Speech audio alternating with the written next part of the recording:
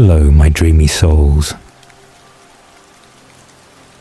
I've been working on something behind the scenes that I'm so excited about.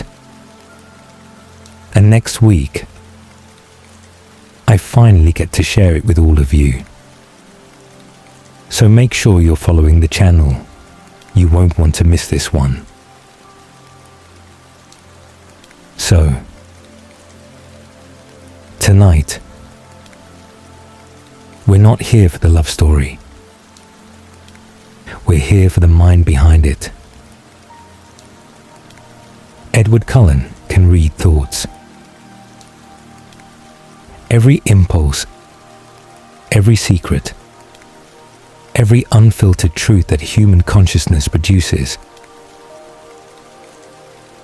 whether he wants to or not, and what that truly cost him, is something far darker than it first appears. So, get cozy, get comfortable, and close your eyes. This is the Midnight Sun theory of Edward's telepathy. And this is where we begin. Chicago in the autumn of 1918 was a city that had forgotten what silence felt like. The Spanish influenza had arrived in late September, carried inland by soldiers returning from the trenches of the Great War, and it moved through the city with a patience that no human enemy had ever managed. It did not distinguish between the wealthy brownstones of the north side and the cramped tenements further south. It did not spare the young or the strong or the careful. It simply moved block by block, family by family, filling the hospitals beyond their capacity and the morgues beyond their ability to process the dead. By October, the city had run out of coffins. By November, it had run out of adequate words for what was happening to it. Edward Anthony Marson was 17 years old when the city took him. He had been, until the influenza arrived, an ordinary young man in the way that only becomes visible in retrospect. His father, Edward Sr., was a lawyer with a modest practice downtown. His mother, Elizabeth, ran their household with the quiet competence expected of women of her station. They were not wealthy in any dramatic sense, but they were comfortable, which in 1918, Chicago meant they had plans. Edward would attend university. He would study law perhaps, or something equally respectable. He would marry well and give Elizabeth the grandchildren she'd already begun imagining in the idle hours of her afternoons. He liked music. He played piano with a natural aptitude that pleased his mother and surprised his teachers, a facility for translating something felt into something heard that went beyond simple technical training. He read seriously, not just what was assigned, but beyond it, following threads of curiosity wherever they led through the modest library his father kept in the study. He was drawn to history and to literature and to the particular kind of question that neither discipline could fully answer. The kind that asked not what happened but why it mattered and what it said about the people it happened to. He noticed things. The specific way light fell through the windows of their house in the early morning, arriving at an angle that turned ordinary dust into something almost luminous. The way conversations between adults carried meanings beneath the words being spoken. A second layer of communication that children were not supposed to detect and that Edward had been detecting for years. The gap between what people said and what they seemed to mean. the distance between the surface and whatever moved beneath it. He was, in other words, a boy with a mind already inclined toward attention, already disposed toward listening more carefully than most people considered necessary, already in the habit of noticing the things that other people let pass without acknowledgement. The influenza did not care about any of this.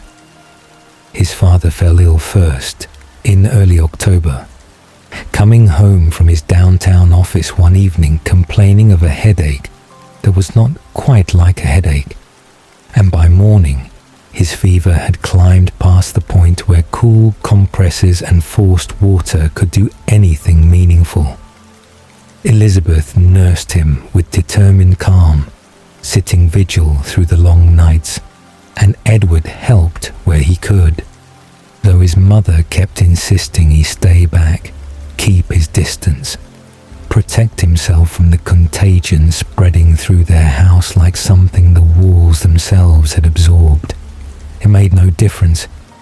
Within days, Edward felt the first symptoms take root. The headache that split the skull from the inside, the ache that settled into his bones as though his skeleton were attempting to separate itself from the flesh surrounding it. The fever that climbed and climbed until the world became a watercolor version of itself, colors bleeding together without definition, shapes dissolving at their edges into something that could have been anything. His father died on a Tuesday. Edward was too deep inside the fever to fully comprehend it, too lost in the roaring of his own body failing him. Elizabeth did not have time to grieve properly. She was fighting for her surviving son's life with everything she had left, and the hospital was the last resort she had been resisting, because the hospitals were corridors lined with the dying nurses and doctors working until they collapsed. A system built for ordinary illness, overwhelmed entirely by something that was not ordinary.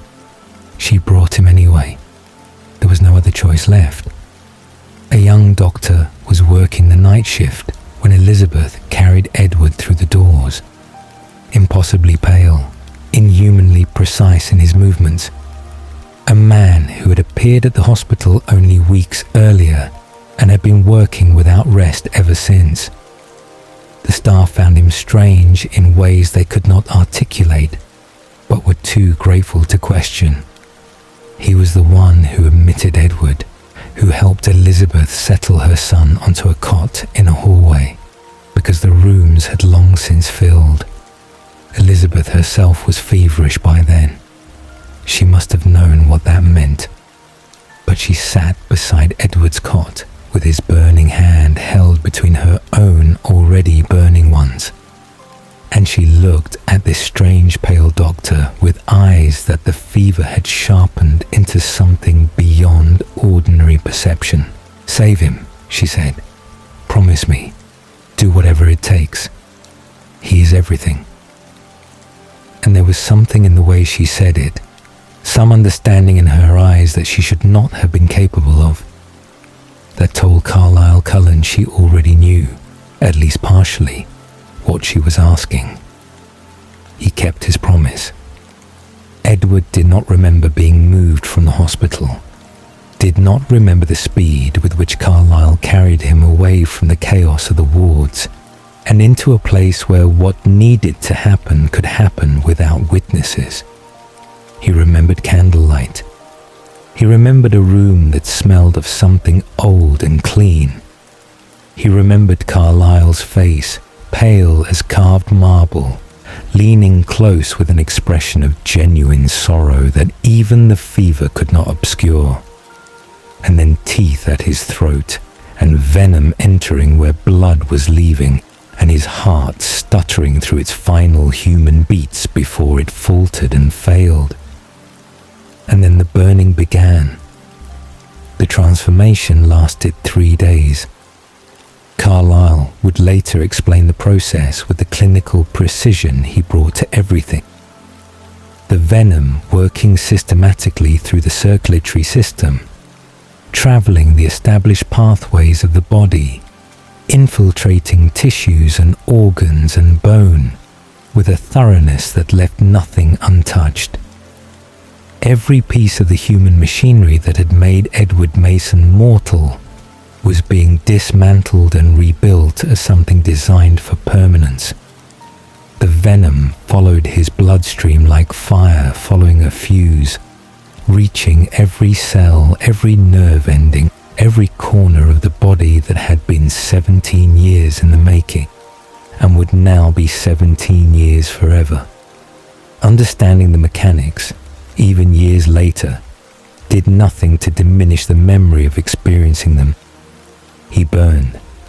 For 3 days he burned, locked inside a body that would not permit him to move, would not permit him to scream, would not permit him to do anything at all except endure, as every piece of what he had been was unmade and remade into something that had no name he yet knew.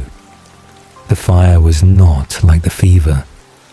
The fever had been heat from illness, heat from a body fighting something it could not defeat. This was different. This was heat from change itself, from every cell simultaneously dying as a human cell and being reborn as something that would never die again. And the difference between those two kinds of burning was the difference between being consumed and being forged. His heart, rather than slowing towards stillness, raced faster and faster, pumping the venom through his system with an urgency that felt almost desperate, as though it understood that the work required speed and was determined to complete it. He could hear it. The sound of his own heartbeat filled the darkness behind his closed eyes, impossibly loud, impossibly clear. And this, though he did not understand it yet, was the first sign that the transformation was already reaching beyond the physical. His hearing was changing. Everything was changing. He simply had no frame of reference yet for understanding what it was changing into. And then, in the last hours of the third day, the fire began to recede. It withdrew like a tide going out, slowly at first, and then with gathering pace, pulling back from the extremities and then from the center, leaving behind a body that lay in absolute stillness on the floor of that candlelit room and felt nothing at all like the body it had been 3 days before. His heart, which had been driving itself forward with such frantic purpose, began to slow, slower, slower. One beat, and then the pause before the next stretched longer than any pause should, and then longer still, until there was no next beat, until the silence where his heartbeat had been was simply silence, complete and permanent, and Edward lay in it without knowing yet what to make of it. Then his eyes opened. The room blazed with light that was not bright. It was only candlelight, the same dim flickering he had registered in those last human moments before the burning began. But now it struck him with a clarity that bore no resemblance to what human vision had ever provided. He could see the grain of the wood in the floorboards beneath him. Not just that there was grain, but the specific pattern of each individual board, the way the lines curved and tightened at the knots, the slight variations in color that his human eyes had never been fine enough to detect. He could count the threads in the curtain fabric. He could trace every hairline crack in the plaster of the ceiling above him with a precision that felt in that first disorienting moment, almost violent in its clarity.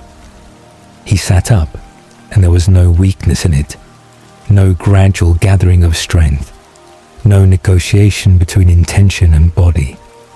He simply sat up, with a fluid and absolute precision.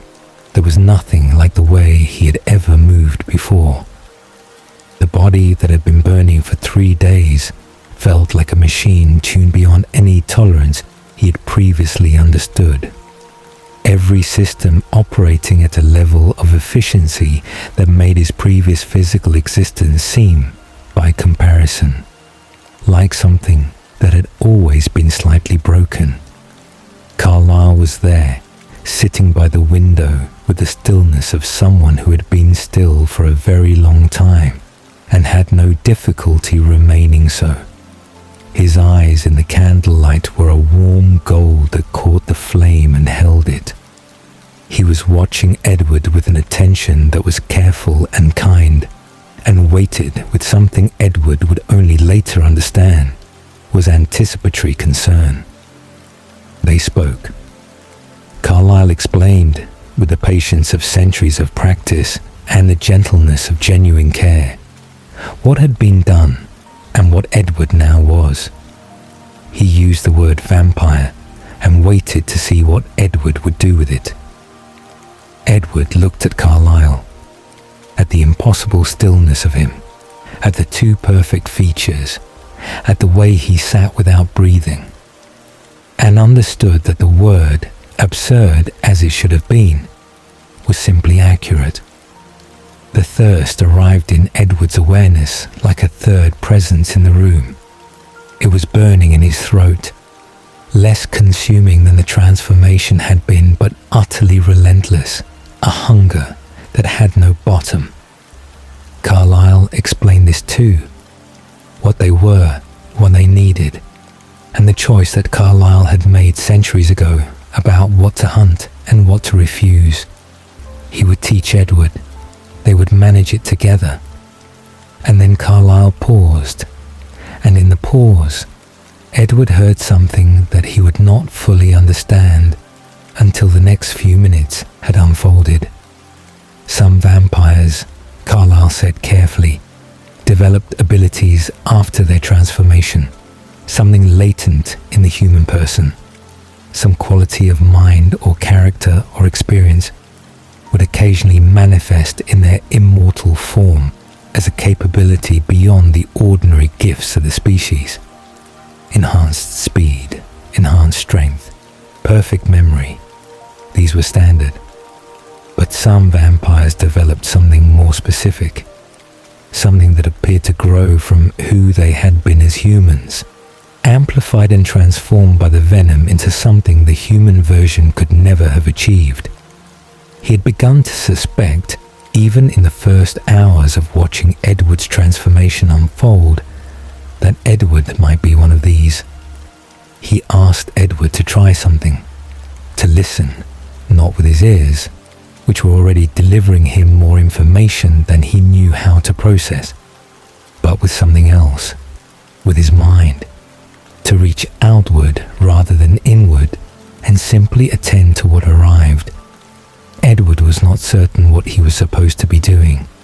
He sat in the stillness of his new body, in the transformed room with its blazing candlelight and its smell of old, clean wood, and he tried to do what Carlyle asked. He reached, though he could not have described the gesture in any physical terms, toward the space beyond the room's walls, and the world cracked open. The voices arrived not gradually, but all at once, as though a door he had not known existed had been thrown wide open, and it was not a door that could be closed again. Dozens of them, then scores of them, a cascading torrent of interior monologue and image and emotion and raw sensation that hit Edward with the force of something physical. He recoiled, his back meeting the wall behind him, his hands coming up instinctively as though he could push it away from him with his palms. He could not push it away. A woman 3 floors below him was turning through her worry about her sick child, and the image of the child's face arrived in Edward's mind with the vividness of a memory he himself had lived. The specific shape of the boy's features, the color of his hair, the sound of his breathing when he slept, all of it present and complete, as though Edward had known this child his entire life. A man on the street outside was running calculations about the day's earnings from his shop, and the numbers arrived in Edward's mind as clearly as his own arithmetic. The man's particular anxiety about a number that was lower than he'd hoped carrying with it. The specific weight of a worry about his rent, his wife, the approaching winter. A nurse in a nearby corridor was so exhausted that exhaustion had ceased to be the right word for what she was carrying. It had become something structural, something load-bearing, and her fear about whether she would survive what was happening to the city she worked in arrived in Edward's consciousness, not as a thought he was observing, but as something that landed in him like his own fear. Not words, not a simple signal carrying sentences from one point to another. The full broadcast. Thoughts as image and emotion and sensation and memory and physical feeling, all of it arriving simultaneously, overlapping and layering and bleeding into each other, each interior world complete in itself, and none of them quieting to make room for the others. The woman's love for her son, the man's worry about his rent, the nurse's bone-deep exhaustion, all of it present in Edward's mind at the same moment, as vivid and immediate as his own experience. And beneath all of it, the constant low roar of more minds, more broadcasts, more of the unedited interior lives of strangers arriving in him without invitation and without end. He stared at Carlyle. Carlyle looked back with an expression that contained genuine wonder at what he was witnessing, and, beneath the wonder, something quieter and sadder that Edward's new perception registered clearly, even before he understood what it meant. "I can hear them," Edward said, and his own voice arriving in his ears was startling, clearer and more resonant than it had ever been, as transformed as everything else. "I can hear what they're thinking." "Yes," Carlyle said carefully. "I believe you can. All of them, all at once. It appears so." Carlyle leaned forward slightly. "What is it like?" Edward did not know how to answer that. The voices of strangers were filling the space inside him, where his own thoughts had previously been the only occupant. The woman was still thinking about her son. The nurse had turned a corner in her corridor, and her thoughts were fading at the edges as distance increased their attenuation. But they had not disappeared. They were simply quieter, still present, still arriving. The man on the street had moved on to a different set of worries, and beneath all of these, the low continuous roar of the city, the thousands of minds broadcasting simultaneously within the range of whatever he had become. "Crowded," he said finally. It was insufficient, but it was accurate. "Can it be turned off?" he asked, and the question carried more weight than the words themselves, because even as he asked it, he already suspected the answer from the quality of Carlyle's stillness, from the specific shape of what the pause before the answer felt like. "I don't know," Carlyle said. "I have never encountered this gift before. I believe that with time, with practice, you may learn to manage what you attend to most directly, to turn down the volume on some voices while focusing on others. But whether the gift can be silenced entirely..." He stopped. He did not finish the sentence. He did not need to. Edward sat with the voices filling him and understood what had not been said. The gift had no off switch. It had no pause. It would be present every moment of every day of the immortal existence that stretched in front of him without horizon or end. Every person within range would broadcast their interior life into his consciousness, whether whether he wanted to receive it or not, and the range, he was already beginning to suspect, was not small. He had heard the nurse's thoughts as she moved down a corridor he had not been able to see. He had heard the man on the street without knowing which street or which direction the man was winking. The gift reached further than the walls of this room, further than the building that contained it, out into the city that was dying around him in its thousands and would keep dying and keep thinking as it died. He would hear all of it. He would always hear all of it. His mother was somewhere in that city, or she had been, and now she was somewhere else entirely, and the look on Carlyle's face when Edward's thoughts arrived at her told him everything about which of those was true without a word being exchanged. She had died. His father had died before her. The family that had been planning his university education and his respectable future was simply gone, erased in the same weeks that had erased his mortality, and he remained 17 years old, permanent, burning with a thirst that would never fully leave him, full of the thoughts of strangers he had never met and could not escape.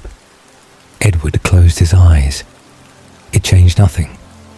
The voices continued, unhurried and indifferent to whether he was attending or not, arriving with the same clarity in darkness as in light. The woman below was still worried about her son.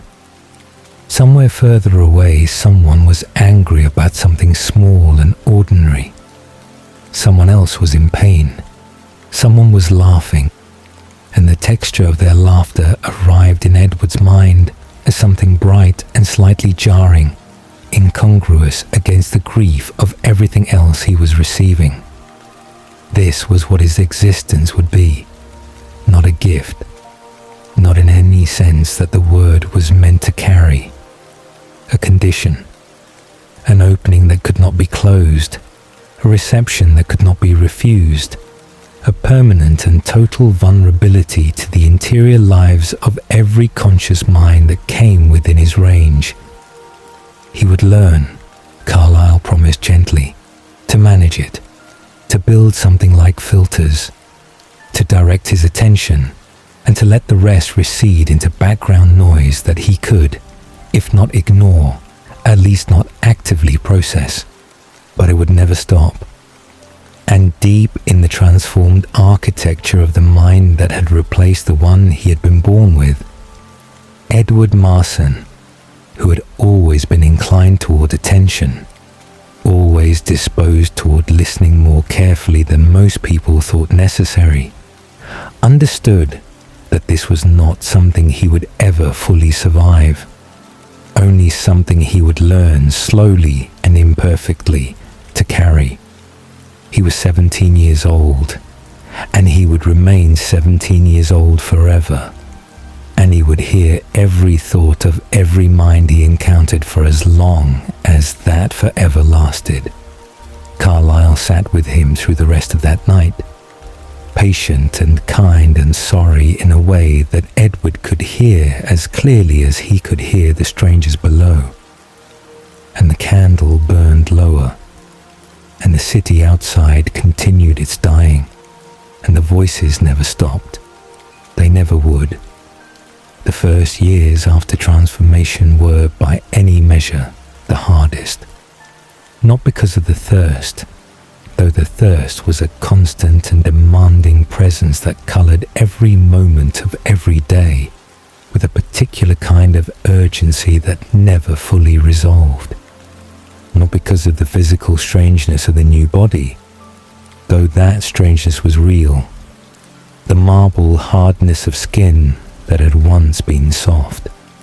The absolute stillness that replaced the unconscious fidgeting of human life. The way mirrors returned an image that looked like him but wrong, perfected into something that no longer quite resembled the boy who had existed before the burning. The hardest hardest thing about those first years was the noise. Carlisle took Edward away from Chicago as the influenza continued its grim work on the city.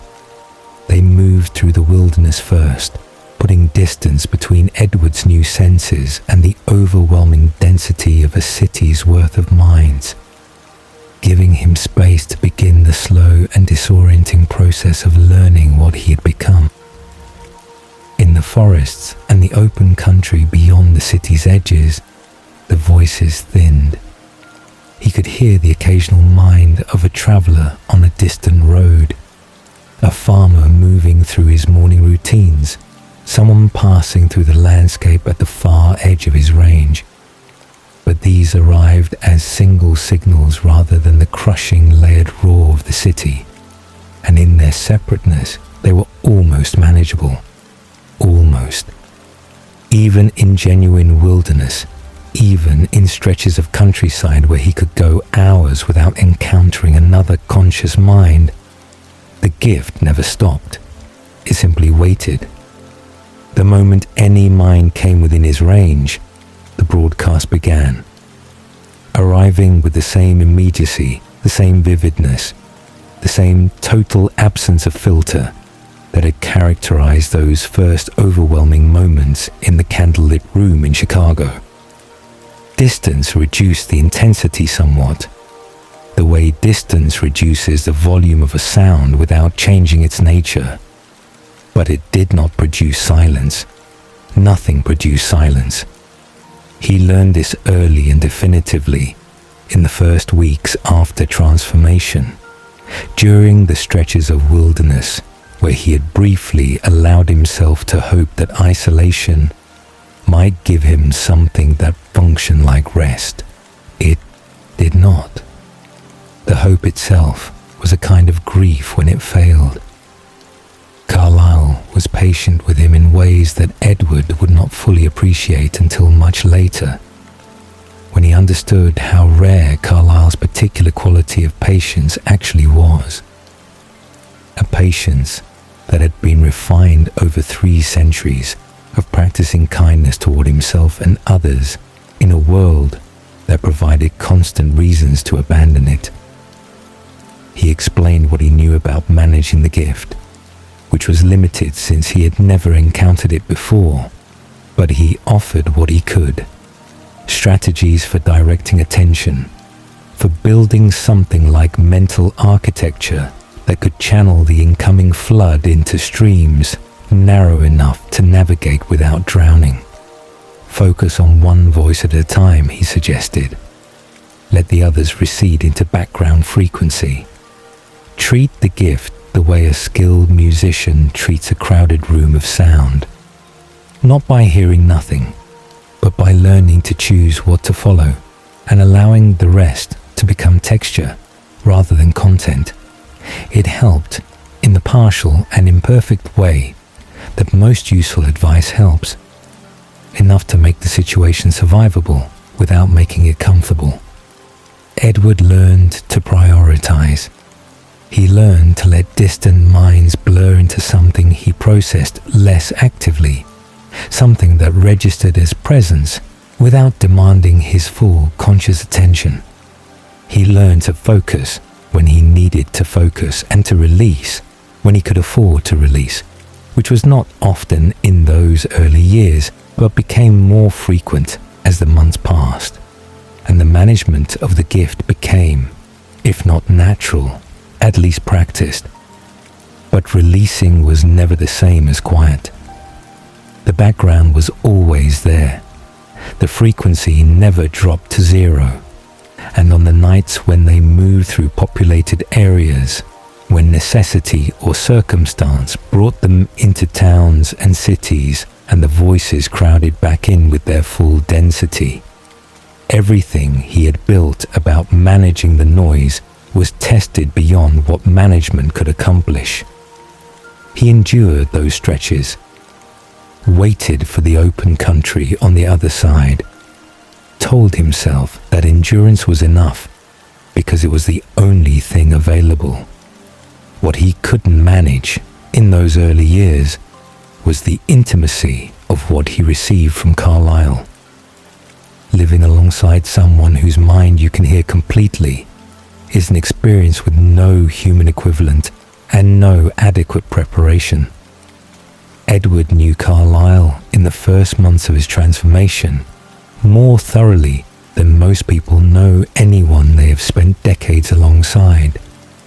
He heard not just Carlyle's spoken thoughts, but the full texture of his interior life. The 3 centuries of accumulated experience that Carlyle carried with the careful dignity of someone who has chosen again and again not to be destroyed by what he has witnessed. The specific grief of Carlyle's own transformation, which had happened in a pit in London in the 1600s, and which had never entirely healed despite everything the centuries had offered by way of perspective. The loneliness of existing in a world built for creatures who aged and died while he remained constant, watching everyone he had ever known pass through and away while he stayed.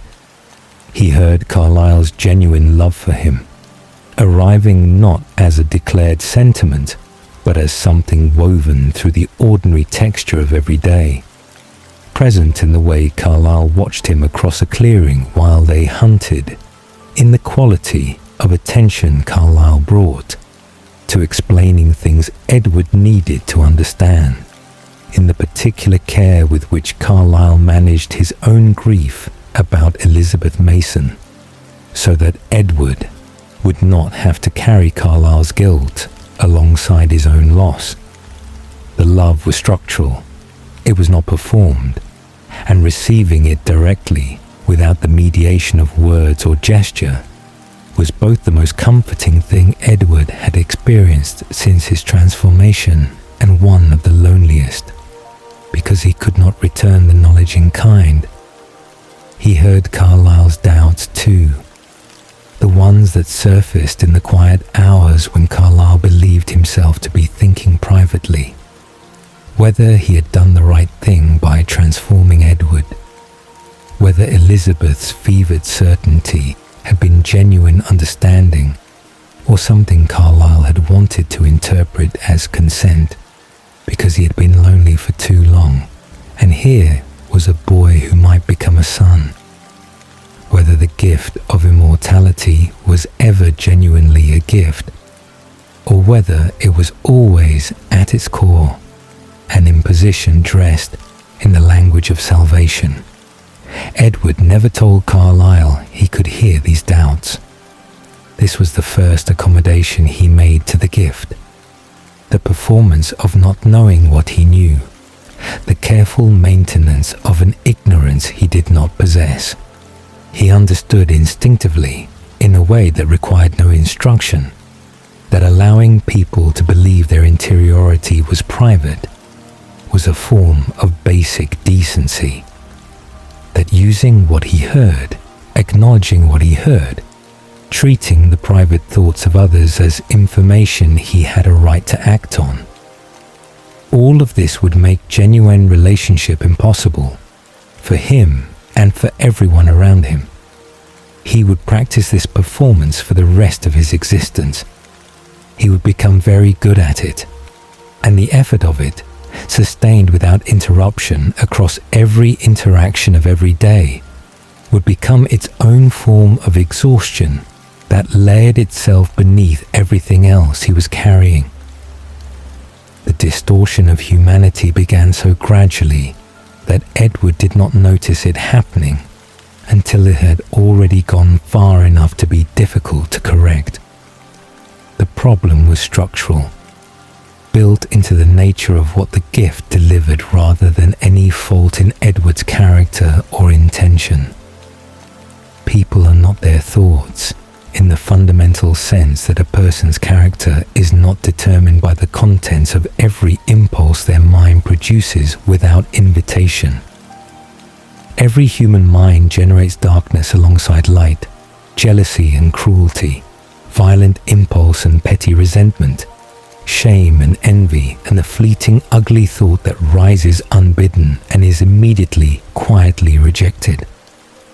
These thoughts arrive without being summoned, products of a consciousness that does not curate itself before thinking, and most people experience them as passing weather, something that moves through and dissipates without defining the landscape it crossed. The thought is not the character. The impulse that is rejected is not the same as the impulse that is acted upon. The darkness that arises and is turned away from is not the same as the darkness that is embraced. But Edward almost never received the rejection. The dark thought arrived in his consciousness fully formed, vivid and specific and immediate. And what followed? The internal correction, the moments of choosing better, the quiet act of character that happened in the space after the thought, was harder to read, less vivid, sometimes so subtle that his gift transmitted it only as a faint softening of what had come before. The darkness broadcast at full volume. The virtue that followed it often arrived as something too quiet for the gift to carry with equal clarity.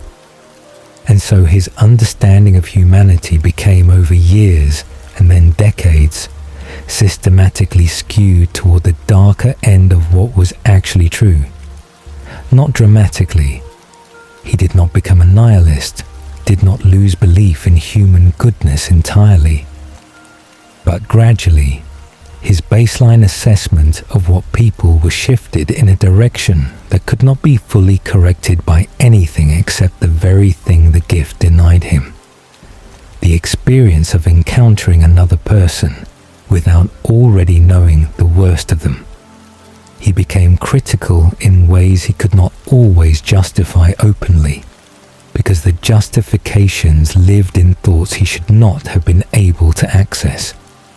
He held people to a standard of mental purity that was literally impossible to meet, because no mind is pure, because thought is not the same as character, and because the gap between what people think and what people are is precisely the space in which most human decency actually lives. The decades accumulated. Carlyle gathered others, and each new family member added a new voice to the interior landscape Edward inhabited. Esme first, the woman Carlyle had loved before she had thrown herself from a cliff in grief, and whom he had transformed with a tenderness that Edward received completely. The full depth of what Carlyle felt for her arriving in his consciousness before Carlyle had spoken a single word about it. Rosalie, spectacular and bitter and wounded, in ways that she managed with a fierceness Edward respected, even as the specific shape of her pain was constantly present to him. Emmett, broad and warm and uncomplicated in his affections, his thoughts moving with a directness that Edward found easier to receive than the more layered interiors of the others. Alice and Jasper arriving together. Alice's visions flickering through possible futures with a restless brightness. Jasper carrying his history in the scars that covered his body and in the constant vigilance he applied to the management of his own nature. Each of them added to the noise. Each of them added to the intimacy Edward carried without having chosen it. He knew Rosalie's grief about her human life in a way she had never chosen to share with him, and would have been genuinely furious to discover he possessed.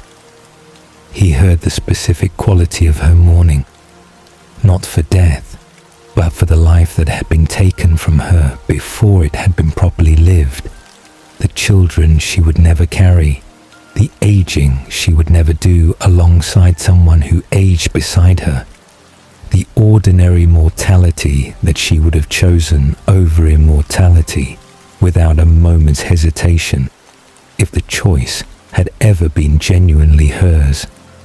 Her resentment of Edward was real and layered and arrived in his consciousness regularly, woven through with the particular bitterness of someone who had received the worst version of a thing while watching someone else receive a slightly better version and remain ungrateful for it.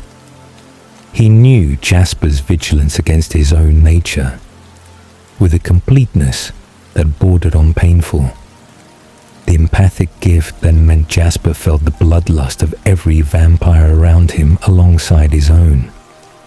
The feedback loop this created, the way his military training had been adapted into a permanent internal campaign against impulses that arrived from outside his own body and registered as his own.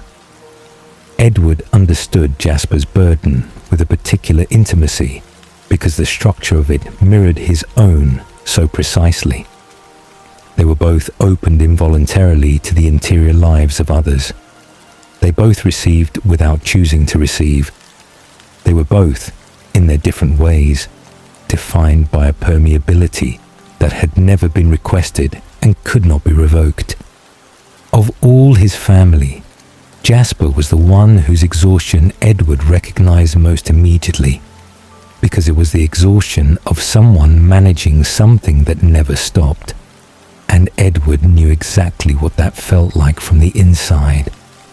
He knew Alice's frustration when her visions showed her things she could not prevent, the specific helplessness of seeing a future clearly while lacking any means to alter it, the way foreknowledge could coexist with complete powerlessness and create its own distinctive form of suffering.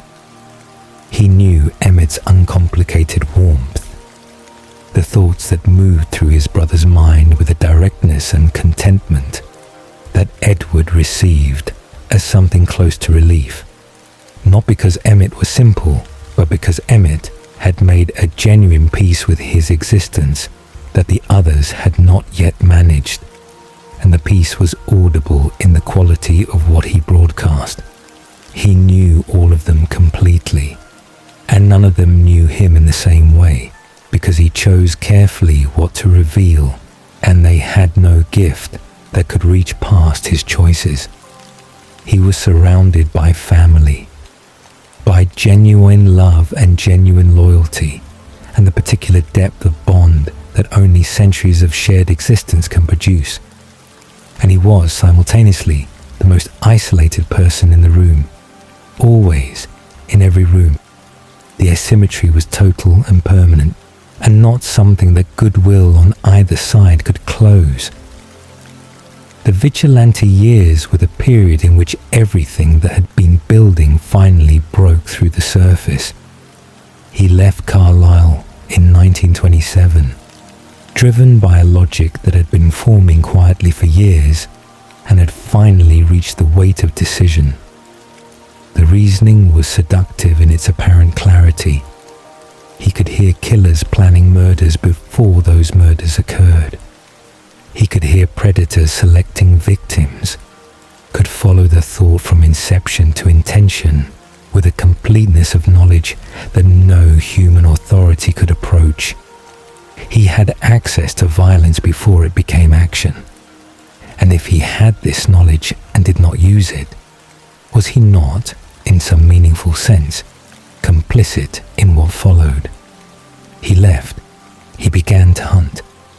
His targets were men whose thoughts were unambiguous, men in whose minds violent intention existed alongside the evidence of previous violence, men whose interior broadcasts contained the specific texture of predation that distinguished the actively dangerous from the troubled or the merely dark. He followed them, sometimes for days, receiving the complete broadcast of their intentions and their histories. And when he was certain, which the gift allowed him to be, with a thoroughness no jury could equal, he acted.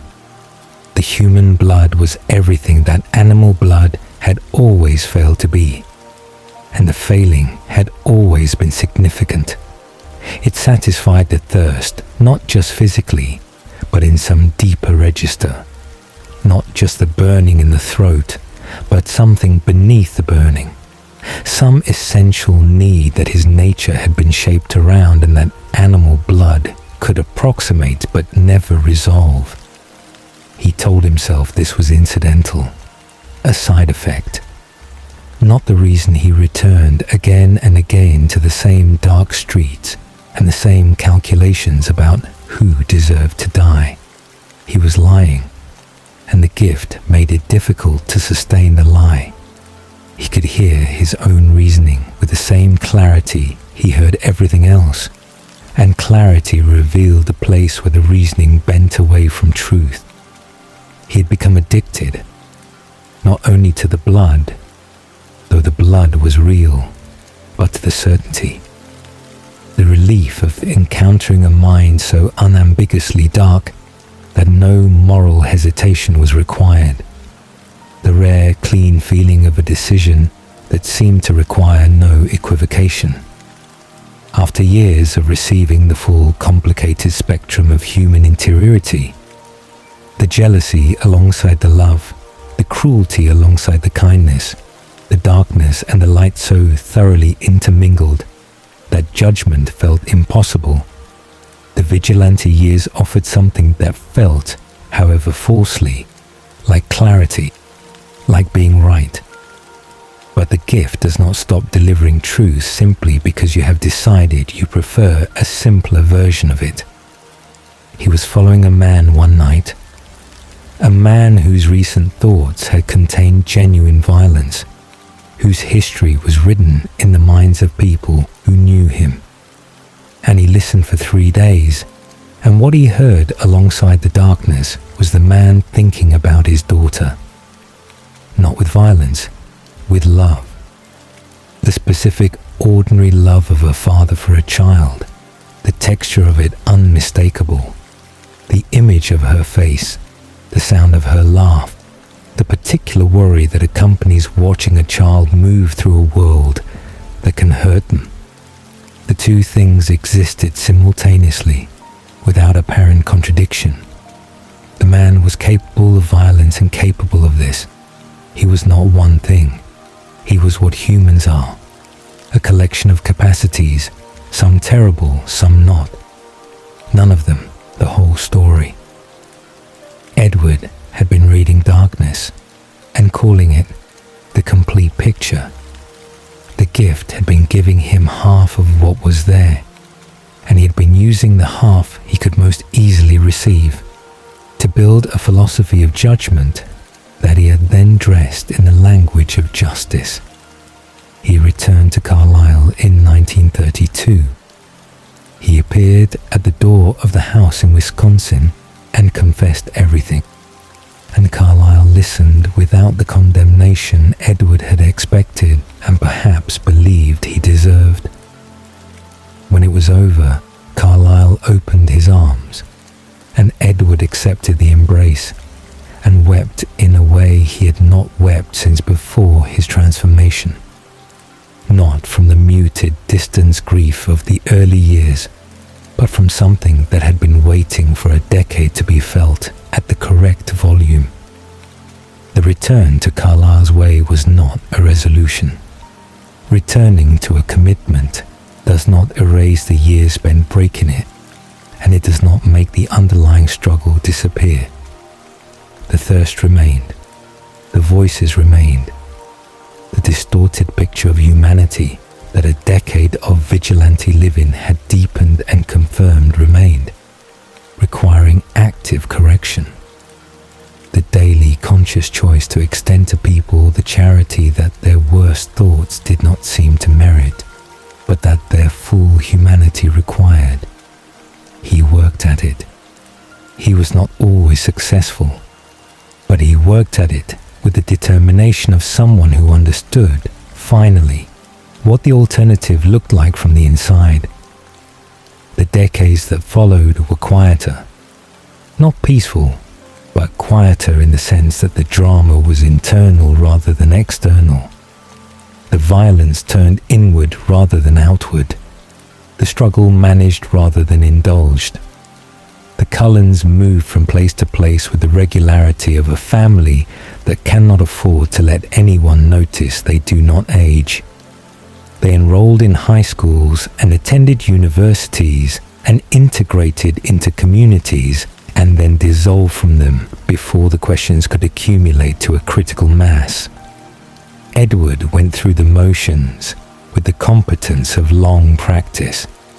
By the time Fawkes arrived, this small rain-soaked town on the Olympic Peninsula, perpetually overcast, quiet enough to suit a family that needed cloud cover and isolation in roughly equal measure. Edward had been hearing minds for nearly 90 years. The thoughts of the Fawkes high school student body were indistinguishable in their essential texture from the thoughts of every student body he had sat alongside across 9 decades of repeated adolescence. The jealousies were familiar. The longing was familiar. The social calculations, the romantic frustrations, the gap between public performance and private belief, all of it had been heard before, in different voices and different decades, and had long since ceased to offer anything that required his genuine attention. He processed the minds around him the way the body processes sensation that has been constant long enough to become background, the way you stop feeling the weight of clothing, the temperature of a room you have been sitting in for hours. The voices were present, and he was aware of them, and they had stopped mostly registering as individual experiences. They had become weather, conditions to be managed rather than phenomena to engage with. He was not broken in any dramatic sense. He was not in crisis. He was simply a mind that had received too much for too long and had arrived on the far side of overwhelm, at something that resembled numbness more than it resembled peace. He was hollow in the specific way that occurs when something has been filled with the wrong things across too great a span of time and has quietly, without announcement, run out of space to feel the weight of what it carries. He drove to school on the morning of January 17th, 2005, with his siblings in the car around him, their thoughts familiar and undemanding. The grey Washington morning delivering its usual overcast sky through the windshield. He parked in the student lot and heard the minds of Fawkes High School beginning to assemble around him in their familiar configurations. Jessica Stanley's social architecture, Mike Newton's persistent romantic calculations, Angela Weber's quiet, genuine warmth, Lauren Mallory's catalogued resentments. The same as every morning, the same as every school, the same as every decade he had been moving through human adolescence while remaining permanently outside it. He was not expecting anything. He had stopped expecting anything new from the minds around him so long ago that the expectation itself had ceased to register as something that had been lost. This was simply what existing felt like. This was simply the world, as he had come to understand it, loud and known, and carrying no further surprises. He was about to be wrong about that. For the first time in 90 years, he was about to be profoundly, completely, and permanently wrong. The Fawkes High School parking lot on a Monday morning was, by any objective measure, one of the least remarkable places in the Pacific Northwest. A rectangle of cracked asphalt bordered by wire fencing, populated by aging pickup trucks and modest sedans, overlooked by a sky that delivered its standard issue of grey cloud cover with the reliability of something that had stopped trying to be interesting. Students moved across it in clusters and alone, hunched against the damp, carrying backpacks and the particular heaviness of Monday morning in November.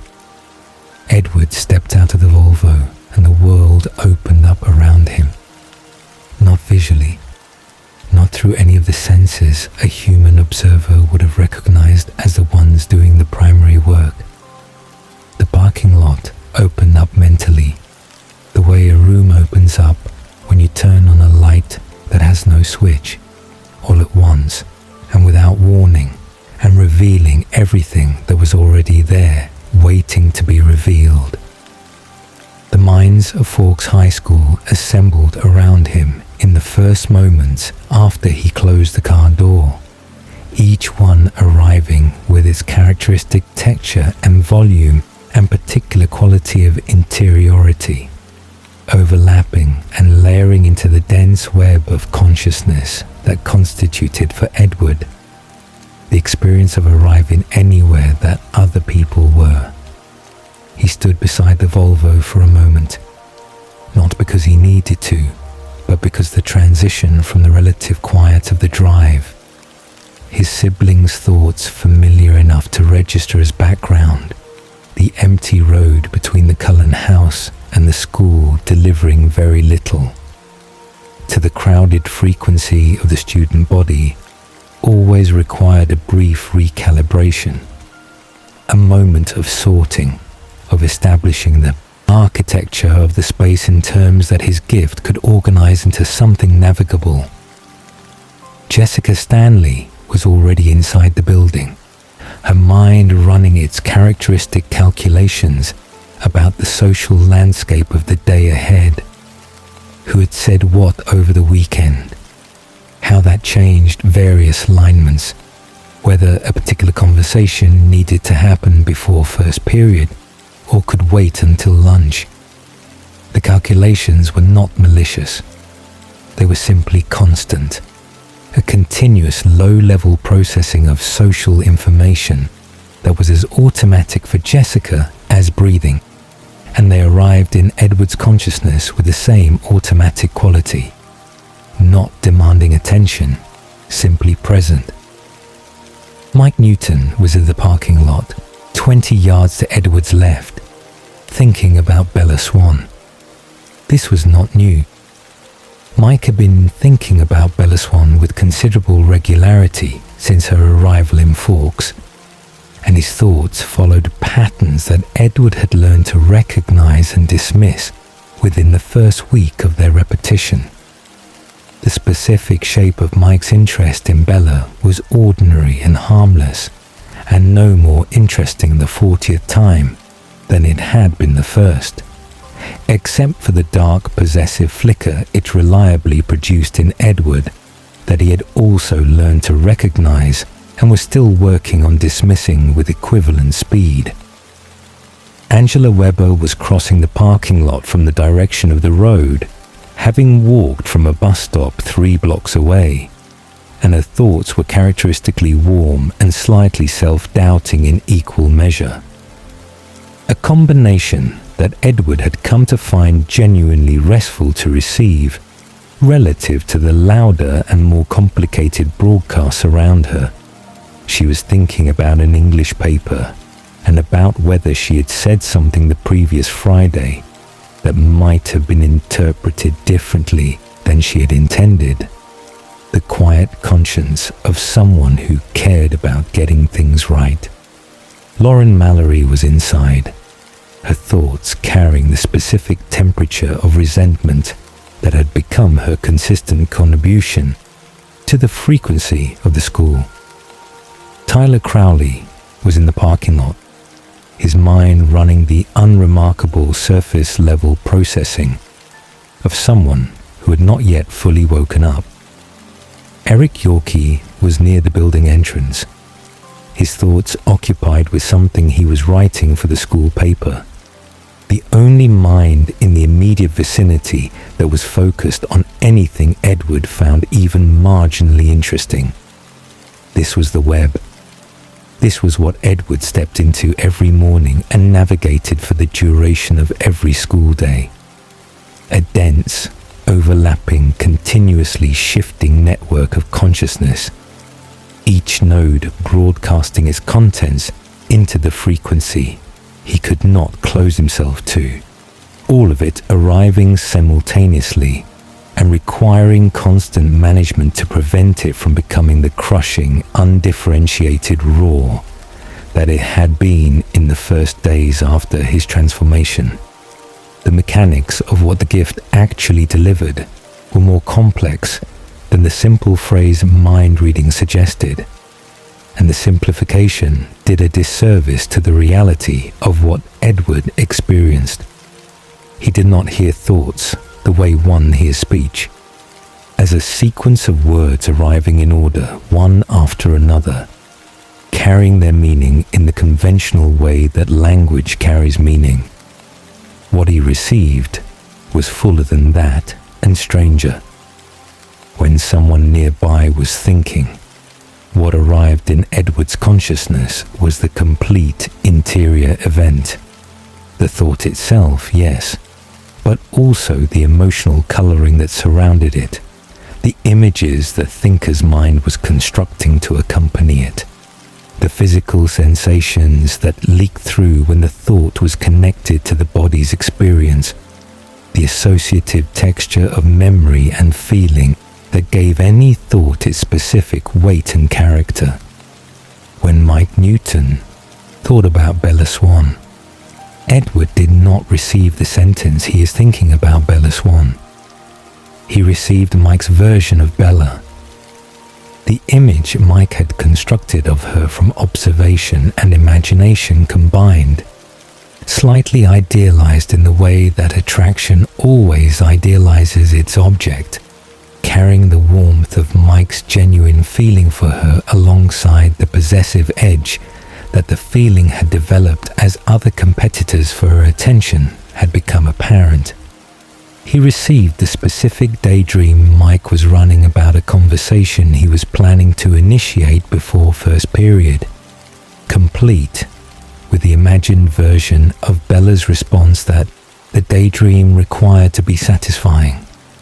He received the frustration underneath the hope, which was the frustration of someone who has been trying and has not been succeeding, and is not entirely sure why. All of this arrived in the time it took Edward to walk from the Volvo to the edge of the parking lot. All of this was simply one thread in the web.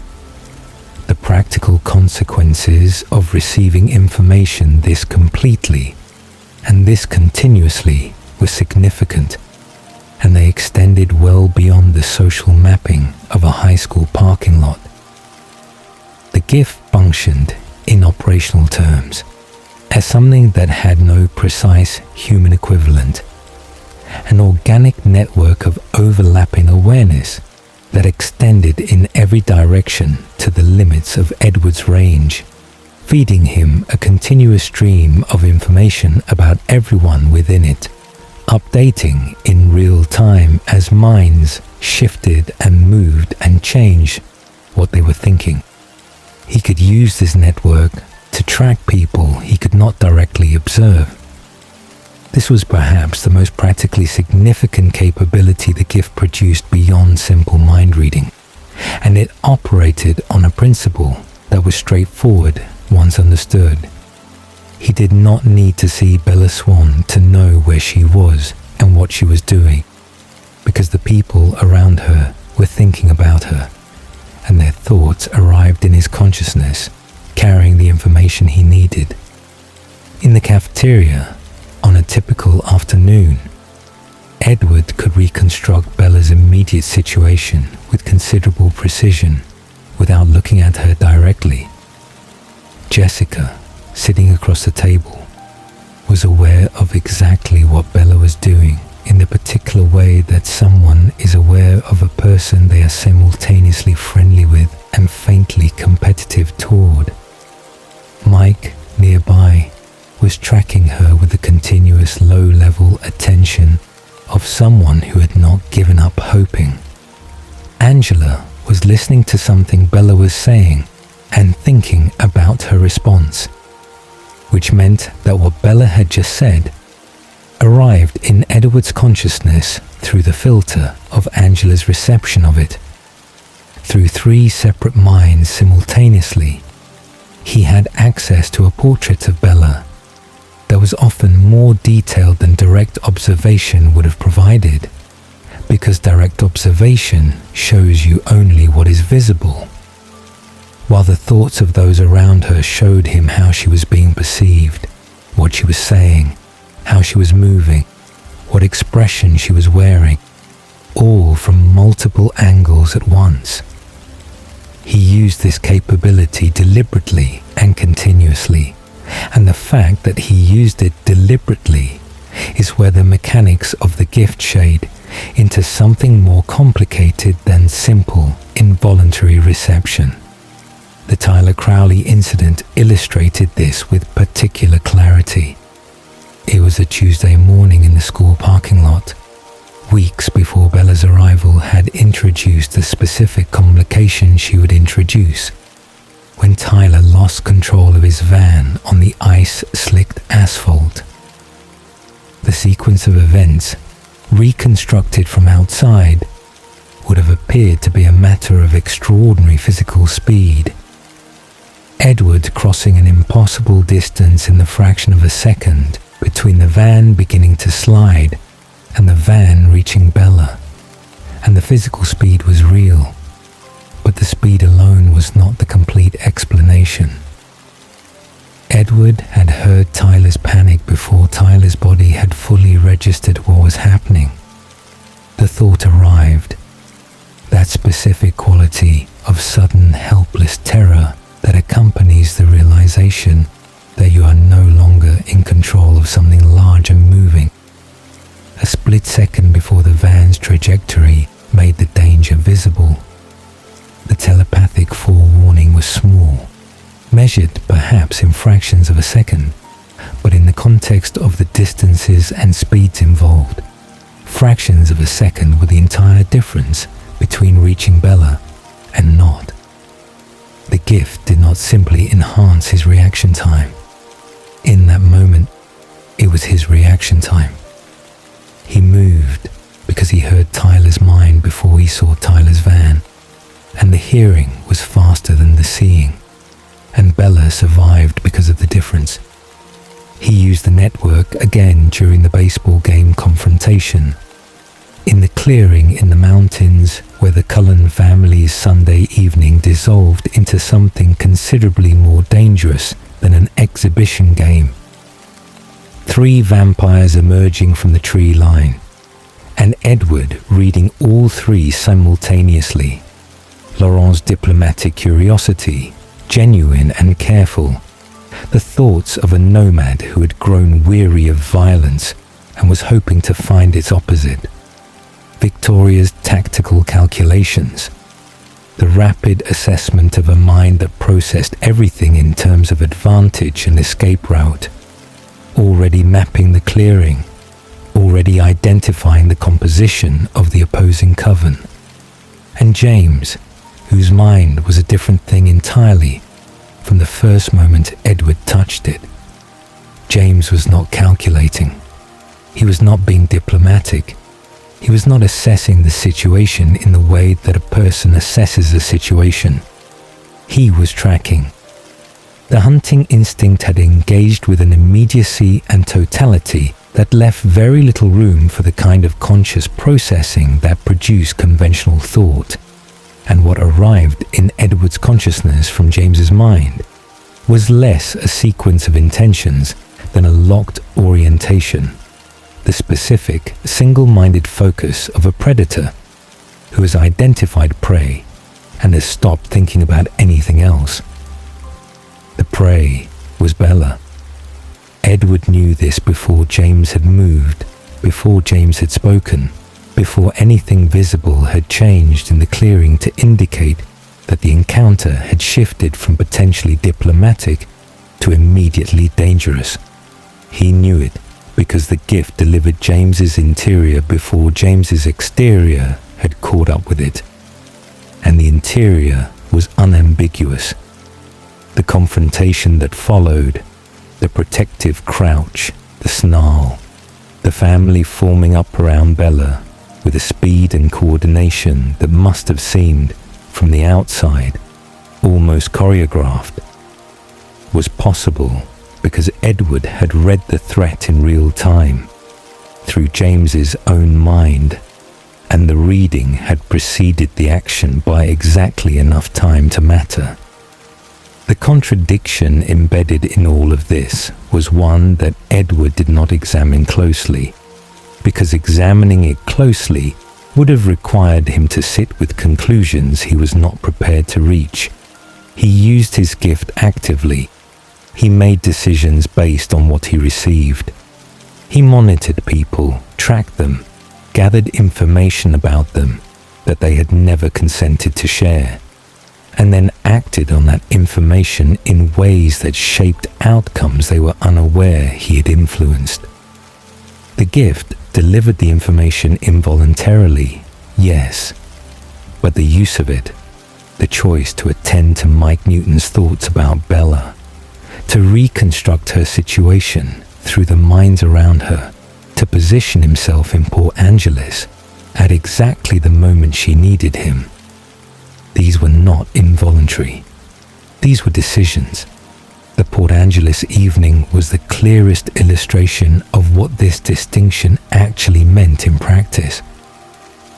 Edward drove to Port Angeles because he had been monitoring Bella through the thoughts of those around her, and had seen, through Alice's vision and his own constant peripheral attention, that she would be separated from her friends and potentially vulnerable.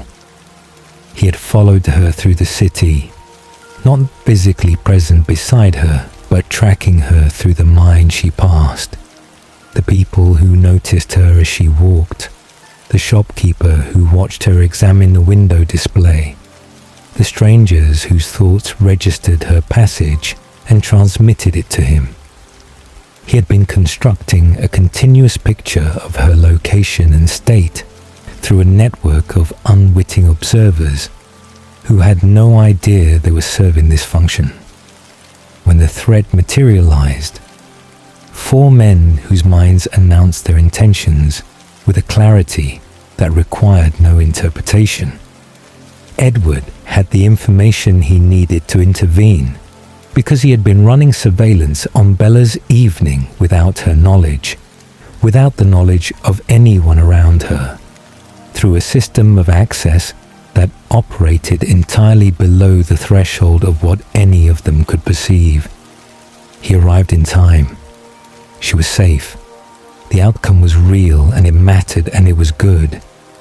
But the architecture that produced the outcome was the architecture of something that did not have a clean name.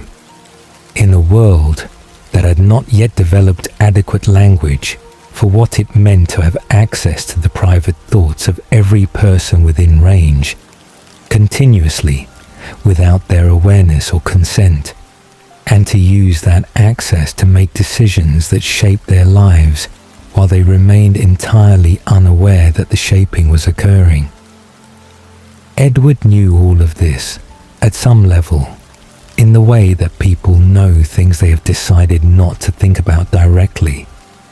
He knew that the gift made him functionally a surveillance system operating inside the daily lives of everyone around him.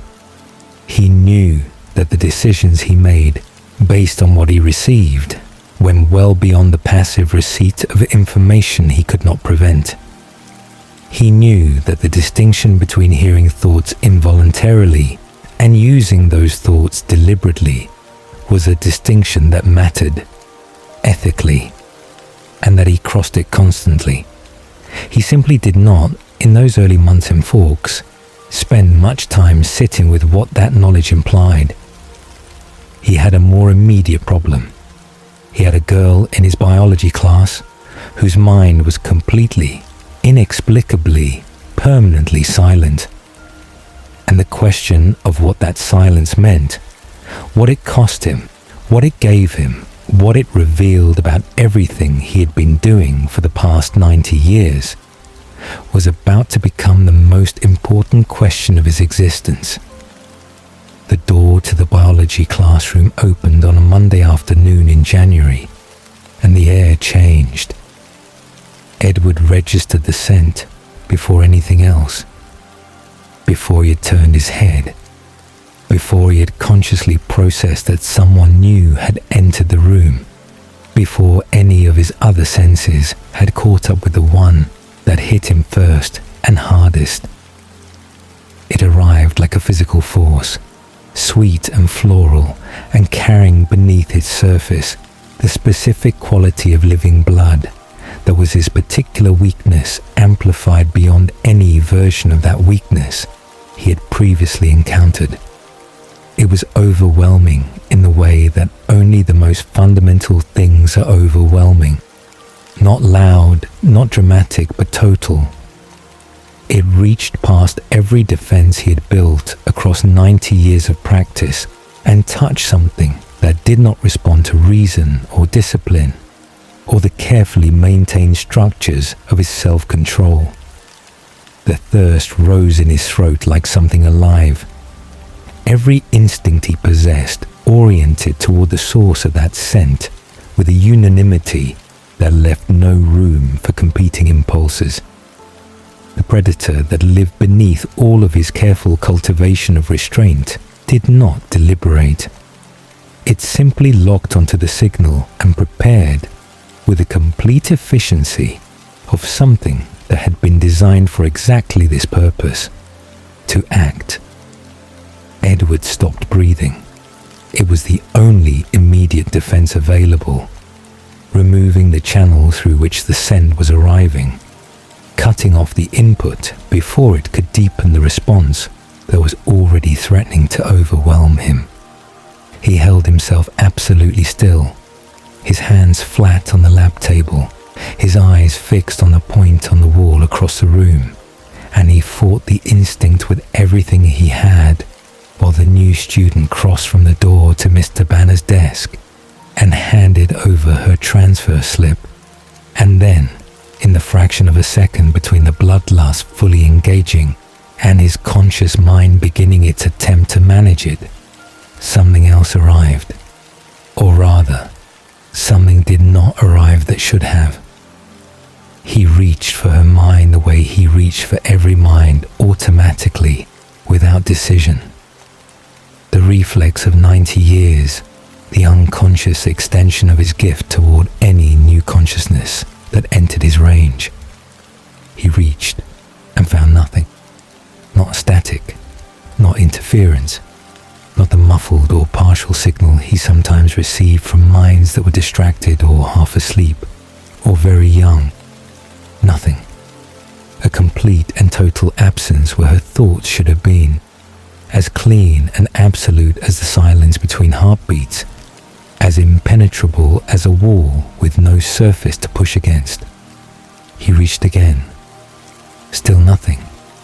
The confusion of this cut through the bloodlust with a sharpness that was almost physical. In 90 years, every mind he had encountered had broadcast to him. Human minds, vampire minds, the fragmentary consciousness of animals during his hunts. All of it had arrived with the automatic immediacy that was the gift's defining characteristic. He had never reached and found nothing. The nothing was so unexpected, so completely outside the range of his experience that for a moment it simply did not compute. He kept reaching, kept expecting the signal to resolve into something receivable, the way you keep expecting a word you cannot remember to arrive if you simply wait long enough. It did not arrive. Mr. Banner looked around the classroom and found the empty seat beside Edward and directed the new girl toward it. And Edward heard his own name spoken and raised his hand without consciously deciding to, while the double crisis unfolded simultaneously in his body and his mind. The thirst burning in his throat with an intensity that made the room feel unstable, and the silence where her thoughts should have been opening up beside him, like something he had no framework to understand. She sat down. The scent intensified with proximity. Edward pressed himself against the wall on his side of the lab table and continued not breathing and stared at nothing and held himself together with the entirety of his will. And the silence held, perfectly, completely, without variation or fluctuation or any of the qualities that might have suggested it was temporary. He remained in the biology classroom for the duration of that period through an act of sustained self-control that cost him more than anything had cost him since the first days after his transformation. He counted seconds. He measured his own endurance in units small enough to manage. He focused on the physical sensations that did not involve her. The hardness of the lab stool beneath him, the texture of the table surface under his palms, the particular quality of the fluorescent light overhead. He gave his conscious mind something to attend to other than the scent and the silence, because attending to either of them fully would have made staying in the room impossible. When the bell rang, he was out of his seat and through the door before she had closed her notebook. He stood in the parking lot in the cold January air and finally breathed, gulping clean air that did not carry her scent, feeling the immediate partial relief of removing himself from the source. The thirst began to recede toward its baseline level, present, always present, but no longer the specific and nearly unmanageable intensity that her proximity had produced. His body unclenched by degrees, the hunting posture releasing, the muscles that had been coiled for the duration of the class gradually returning to something resembling ease. Alice found him there. She had seen something, which meant she had been watching for him, which meant the vision had been significant enough to bring her out into the parking lot rather than waiting for him inside. Her expression was careful in the way it was careful when she was managing what she revealed of what she had seen. He barely heard what she said about possible futures. He was thinking about the silence, what it had actually felt like. Not the crisis of the bloodlust, which was familiar in its nature if not its intensity, but the silence itself was something he found difficult to process in the immediate aftermath of the class. He had been so focused on managing the thirst that he had not had space, in the moment, to fully attend to what the absence of her thoughts was doing to him. Now, standing in the parking lot, with the thirst receding and the immediate danger past, he turned his attention to it. After 90 years of continuous noise, after 9 decades of every mind within range broadcasting its contents into his consciousness without pause or permission, the experience of sitting beside someone whose mind was completely closed to him had produced something he had not expected and did not have adequate language for. It was not simply the absence of one signal among many. It was the experience of a gap in the constant frequency, a space in the noise that had the quality not of emptiness, but of relief. The way the sudden cessation of a sound you have lived with so long, you stop noticing it, reveals, in its absence, that it had been there all along, and that you had been carrying its weight without knowing it. The silence she carried was not just her own. When he had been sitting beside her, the noise of the classroom around them had not disappeared. He had still received the thoughts of every other student, still heard Mr. Banner's mild impatience with the pace of the class, still registered the peripheral broadcasts of everyone within range. But his attention, drawn repeatedly and involuntarily toward the place where her mind should have been, and finding nothing there, had narrowed, and in narrowing had created something that functioned, however imperfectly, like a space to breathe. He hunted that evening with an obsessive thoroughness that went beyond the practical management of his thirst, though the practical management was genuinely necessary. He ranged far into the mountains, taking down elk and deer in numbers that exceeded what any reasonable preparation required, gorging himself on animal blood until the thirst was as muted as it was ever going to be.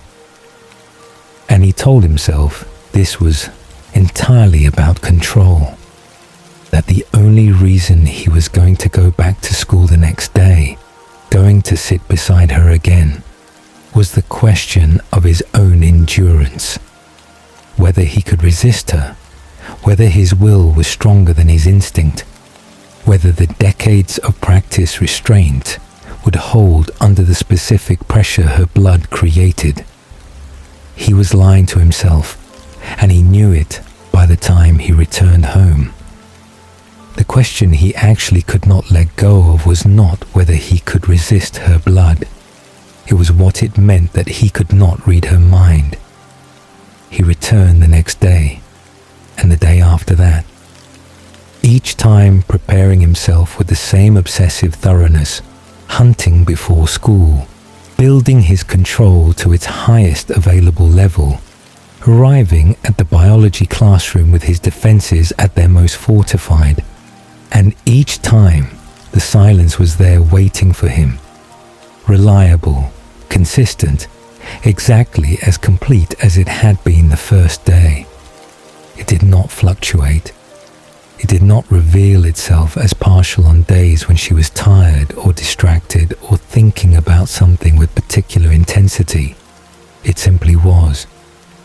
Her mind was closed to him absolutely, as though the door had not just been shut, but had never existed. The frustration of this was genuine and considerable, and he sat with it across those first weeks with the discomfort of someone encountering a problem that his primary tool for solving problems was entirely unable to address. He was accustomed to uncertainty resolving itself quickly. With everyone else, he could verify his observations against their thoughts, could check his interpretations of their behavior against the interior reality they broadcast freely. With Bella, he had only what she chose to show. The expression on her face, the quality of her attention, the things she said and the way she said them. And these were imprecise instruments that he had spent 90 years not needing to rely on. He began to observe her the way he had not needed to observe anyone since before his transformation. Carefully, methodically, attending to the details that her behavior provided in place of the direct access he did not have. She was left-handed, holding her pen at an angle that suggested she had been told at some point to correct her grip and had not corrected it. She bit her lower lip when she was concentrating. She worked through lab procedures with a quiet efficiency that indicated genuine competence rather than perform diligence. She did not try to make conversation with him, which he was grateful for, and simultaneously, in some private part of his mind, that he was not examining closely, slightly disappointed by. He did not know if she was afraid of him. He did not know what she thought when she glanced at him and then quickly away. He did not know if his presence made her uncomfortable, or curious, or indifferent, or something else entirely. He was gathering data without the primary channel, constructing a portrait of her from secondary evidence, and the portrait was incomplete in ways that the portraits of everyone else in his life had never been. The incompleteness was the point. He was beginning to understand this, slowly and with some resistance, across those first weeks of sitting beside her in silence. The incompleteness was not a deficiency in his knowledge of her. It was the condition under which genuine knowledge of her would become possible, if it became possible at all. With everyone else, knowledge arrived immediately and completely, front-loaded into the first moment of encounter. He knew Jessica Stanley fully from the first time her thoughts reached him, knew her vanity and her loneliness, and the gap between her social confidence and her private self-doubt, knew the specific shape of her jealousy about Mike Newton's attention to Bella, knew her capacity for genuine warmth that her social calculations often obscured. He knew all of this without having spent a single hour in her company, and because he knew it immediately, there was nothing left to discover. Jessica Stanley, from the perspective of Edward's experience of her, was a closed question from the moment she entered his range. Bella was an open question. Bella would remain an open question regardless of how much time they spend together, because the channel through which answers arrived for everyone else did not exist for her. He would have to discover her the way humans discovered each other, slowly, through the imperfect and uncertain process of attention and conversation, and the gradual accumulation of understanding that never became complete, because the other person was always, in some essential way, more than what you had managed to learn about them so far. He had forgotten what this felt like. He had not experienced it since before his transformation, since the years when he had been a human boy who encountered other people without the foreknowledge that the gift later provided. The experience of genuine discovery, of not knowing what someone thought, of being surprised by what they said, of finding that your understanding of them was incomplete in ways you had not anticipated, was something he had lost access to so thoroughly that he had stopped registering its absence. The nighttime visits began as something he did not examine too closely, because examining them closely would have required him to confront the gap between what he told himself and what was actually true. He told himself it was about safety, that he was watching over her, ensuring she reached her house without incident, remaining in proximity in case some threat materialized that his surveillance had not yet identified. He told himself the nighttime vigils at her window were an extension of the protection he had been providing during school hours, simply continued into the hours when her father was asleep, and she was vulnerable in a different way. He was lying again, and again he knew it. He went to her window because the silence followed her into sleep, and the silence was what he needed, in a way he had only recently begun to understand the full dimensions of. When he settled into his position outside her room, and she was sleeping a few feet away, the rest of the world did not disappear. The thoughts of the neighbors, the people on distant roads, the sparse population of folks moving through their nighttime routines still reached him. But his attention narrowed to her, and in narrowing found something that had no better name than peace. Not the absence of sensation, but the presence of quiet within it. A focal point that was not broadcasting, that was not demanding to be processed, that offered his consciousness a place to rest without requiring him to receive anything more. She dreamed. He could see it in the movement of her eyes beneath their closed lids, in the small changes in her breathing, in the occasional shift of her expression towards something that might have been happiness or might have been the shadow of something else. He could not hear what she dreamed about. He could not access even this smallest piece of her interior. The nighttime thoughts, the unconscious processing of a mind at rest, the images that moved through sleep were as close to him as her waking consciousness.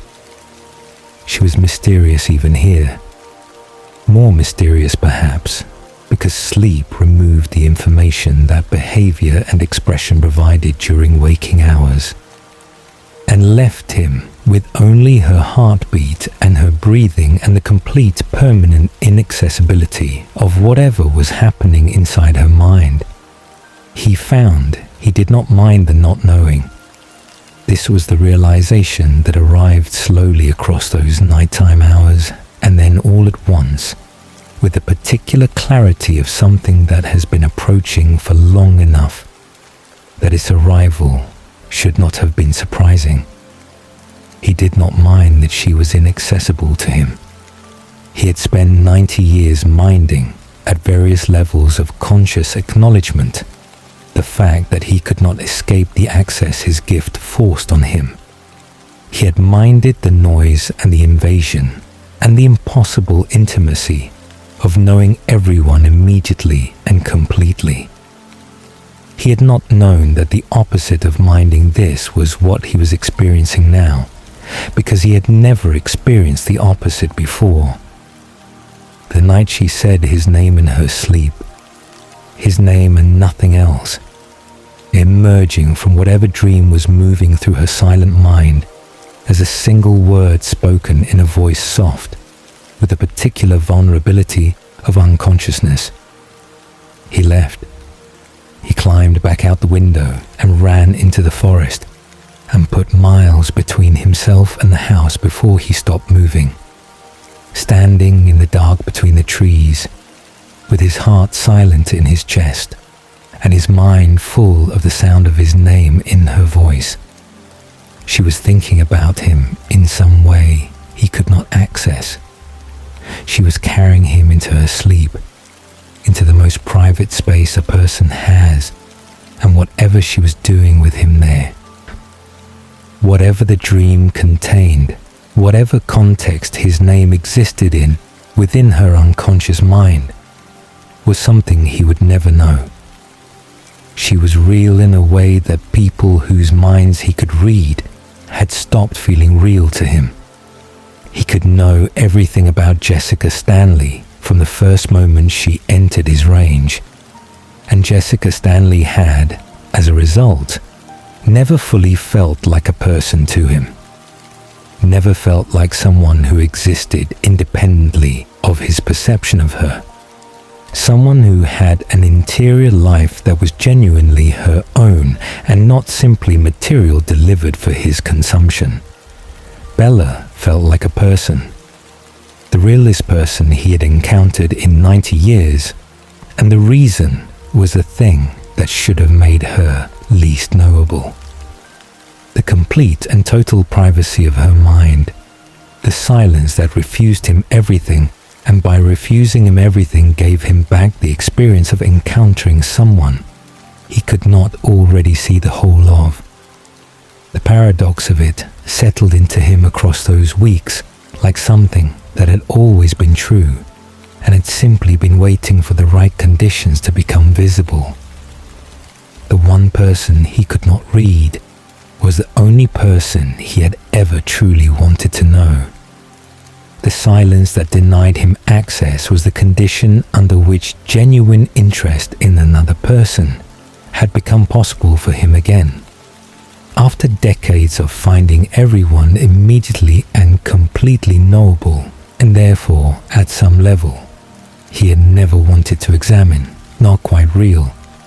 She was real. She was unreachable and surprising, and capable of saying things he did not anticipate, and reacting in ways he had not predicted. And she carried his name into her sleep in a voice he would not forget. And she was the only person in his world whose inner life belonged entirely to herself. It was enough. It was more than enough. It was the first thing in a very long time that felt like something worth staying for. Begin with what Edward actually receives, and the picture becomes considerably less comfortable than the phrase mind reading suggests. Mind reading implies something clean, something selective perhaps, or at least organized, a process of accessing specific information, reading it the way you read a page, and setting it down again when you are finished with it. It implies a boundary between the reader and the read, a glass partition through which information passes, while the observer remains on their own side, separate from what they are observing, unaffected by it in any fundamental way. It implies, most crucially, that the information arrives in a form that can be evaluated at a distance, processed without altering the processor, assessed without contaminating the person doing the assessing. None of this is accurate to Edward's experience, not even approximately. What Edward receives is not information at a distance, it is immersion. The thoughts of those around him do not arrive like text on a page, or like speech coming through a doorway from another room. They arrive with the full sensory and emotional freight of the thinker's complete interior experience. The feeling behind the thought, the specific image the mind is constructing to accompany it, the physical sensation that leaks through when the thought is connected to something the body has felt or is currently feeling, the weight of whatever history or fear or longing gives the thought its particular character in this particular moment. He does not observe other people's minds from a position of safe remove. He enters them without deciding to, without being able to stop. In the fraction of a second, it takes a thought to form in a consciousness within his range. And whatever is in there when he arrives is what he receives, whether it is something he would have chosen to receive or not. Human thoughts, in their unedited and unguarded form, are not comfortable things to be immersed in continuously across the span of decades. This is not because humans are uniquely dark, or because the minds Edward encounters are in any way exceptional in their ugliness, or because the people of Forks, Washington, or Chicago, or any of the dozens of cities and towns he has moved through across 90 years are worse than average. It is because all minds produce darkness alongside light, without exception and without apology, because the mind does not curate its own contents before thinking them. Everyone who has ever lived has experienced a violent impulse that rose from nowhere and was immediately rejected. A jealous thought that surfaced in the middle of an otherwise kind interior and was quietly redirected. The petty cruelty that arrived unbidden in a moment of stress and was never acted on. The shameful fantasy that passed through a decent person's consciousness and left no trace in their behavior, and a great deal of shame in their private accounting of themselves. These are not aberrations. They are the ordinary weather of human consciousness, the full spectrum of what minds produce when they are not being managed, when thought is simply happening rather than being constructed for an audience, and the process by which people manage this weather, the correction, the redirection, the quiet choosing of better that most people perform constantly and mostly unconsciously, is precisely what Edward's gift is least equipped to receive clearly. A thought arrives in its full vividness. Edward receives it at that vivid, immediate moment. What follows? The person's own response to the thought they have just had. The internal rejection that most people apply to most of their worst impulses.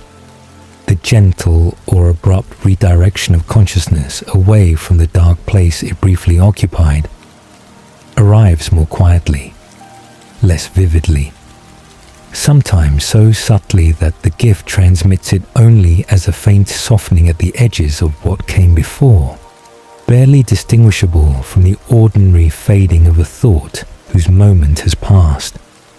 The intrusive thought broadcasts at full volume, with the immediacy and clarity of something demanding to be heard. The humanity of responding to it, the choosing, the refusing, the quiet act of character that follows, happens in frequencies too delicate for the gift to carry with equal fidelity. What this means, over time, is that Edward's portrait of any given human mind is systematically weighted toward its worst moments, not because those moments are most representative of the person, but because they are most present in what the gift delivers. The dark thought arrives fully formed. The decision against it arrives as an afterthought, if it arrives at all. 90 years of this produces something specific and insidious in the way Edward perceives the people around him. It produces a distortion that is not dramatic. He has never become a nihilist, has never lost the capacity to recognize genuine goodness when it presents itself, but is persistent, structural, and enormously difficult to correct, because the very tool he would need to correct it is the tool that created it. His gift cannot show him the full picture. It shows him the loudest parts of the picture, and the loudest parts are rarely the most representative ones. Consider what this looks like in practice. Sitting in the cafeteria of Forks High School in the winter of 2005, surrounded by the minds of 300 teenagers who have no idea that every thought they produce is available to the person sitting across the room. Mike Newton is, by any reasonable external assessment, a decent young man. He's friendly in the uncalculated way of someone who genuinely likes people rather than performing liking them. He is not cruel. He is not deliberately manipulative. His interest in Bella Swan is the interest of a 17-year-old boy encountering someone he finds attractive and interesting, which is to say, it is ordinary and understandable, and not something that reflects poorly on him as a person in any meaningful way. A human observer, watching Mike navigate his interactions with Bella, would see someone who is trying his best with the social and emotional tools available to him at his age and stage of development. Edward does not see this because Edward does not have access to the behavior and the observable behavior's context. Edward has access to the interior, and the interior of Mike Newton's experience of Bella Swan includes the possessive quality that frustrated attraction always carries, the competitive resentment that rises when someone else appears to be succeeding in a space where you are failing, the occasional thought that surfaces with an ugliness that Mike himself would be mortified by, and that is almost certainly dismissed the moment it fully forms. Edward receives these things with the same vividness and immediacy that he receives everything else, and they shape his assessment of Mike Newton into something harsher and less fair than the reality warrants. He is not wrong that these thoughts exist in Mike. They do. But he is wrong to treat their existence as the defining truth of Mike's character, because they are not defining. They are the noise that a mind makes when it is processing something difficult, and Mike's response to that noise, the choosing not to act on the ugliness, the consistent return to friendliness and genuine warmth in his actual behavior, is the thing that matters most, and the thing that the gift transmits least clearly. Jessica Stanley's interior is louder and more complicated than Mike's, and the complications are ones Edward receives in full. Her social calculations arrive in his consciousness with a specificity and continuity that make her feel, in his experience of her, like someone whose primary mode of engagement with the world is strategic rather than genuine. And there is truth in this. Jessica does calculate, does manage her social positioning with more deliberate attention than most people bring to it, does experience jealousy and competitive feeling with a frequency and intensity that her cheerful exterior carefully conceals. But the calculation coexists with genuine warmth, with real kindness, with the loneliness of someone who has worked so hard on the performance of social ease that she has nearly lost access to what genuine ease would feel like. Edward receives the calculation clearly and the loneliness poorly, and the result is a portrait that is partially accurate and partially a function of what the gift emphasizes rather than what is most true. Angela Weber is the exception who illuminates the rule. Her thoughts arrive with a warmth and consistency that Edward finds genuinely restful. Not because Angela is simple or uncomplicated, but because the gap between her interior and her exterior is narrow. She tends to think with something close to the same kindness she expresses.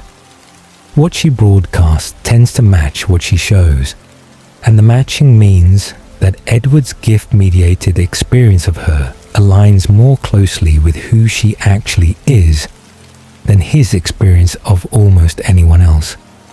Angela is not a better person than Jessica or Mike in any absolute sense. She is simply more internally consistent, and consistency reads clearly in transmission in a way that more complicated and conflicted interiors often do not. The lesson of Angela is the lesson Edward's gift never quite allows him to fully learn. That the people whose interior lives broadcast most clearly are not necessarily the people whose interior lives are most representative of their whole character, and that the distortion runs in a direction that systematically flatters the most transparent and penalizes the most complicated. But the contamination problem extends beyond perception into action, and this is where it becomes something more consequential than a philosophical problem about the accuracy of Edward's assessments.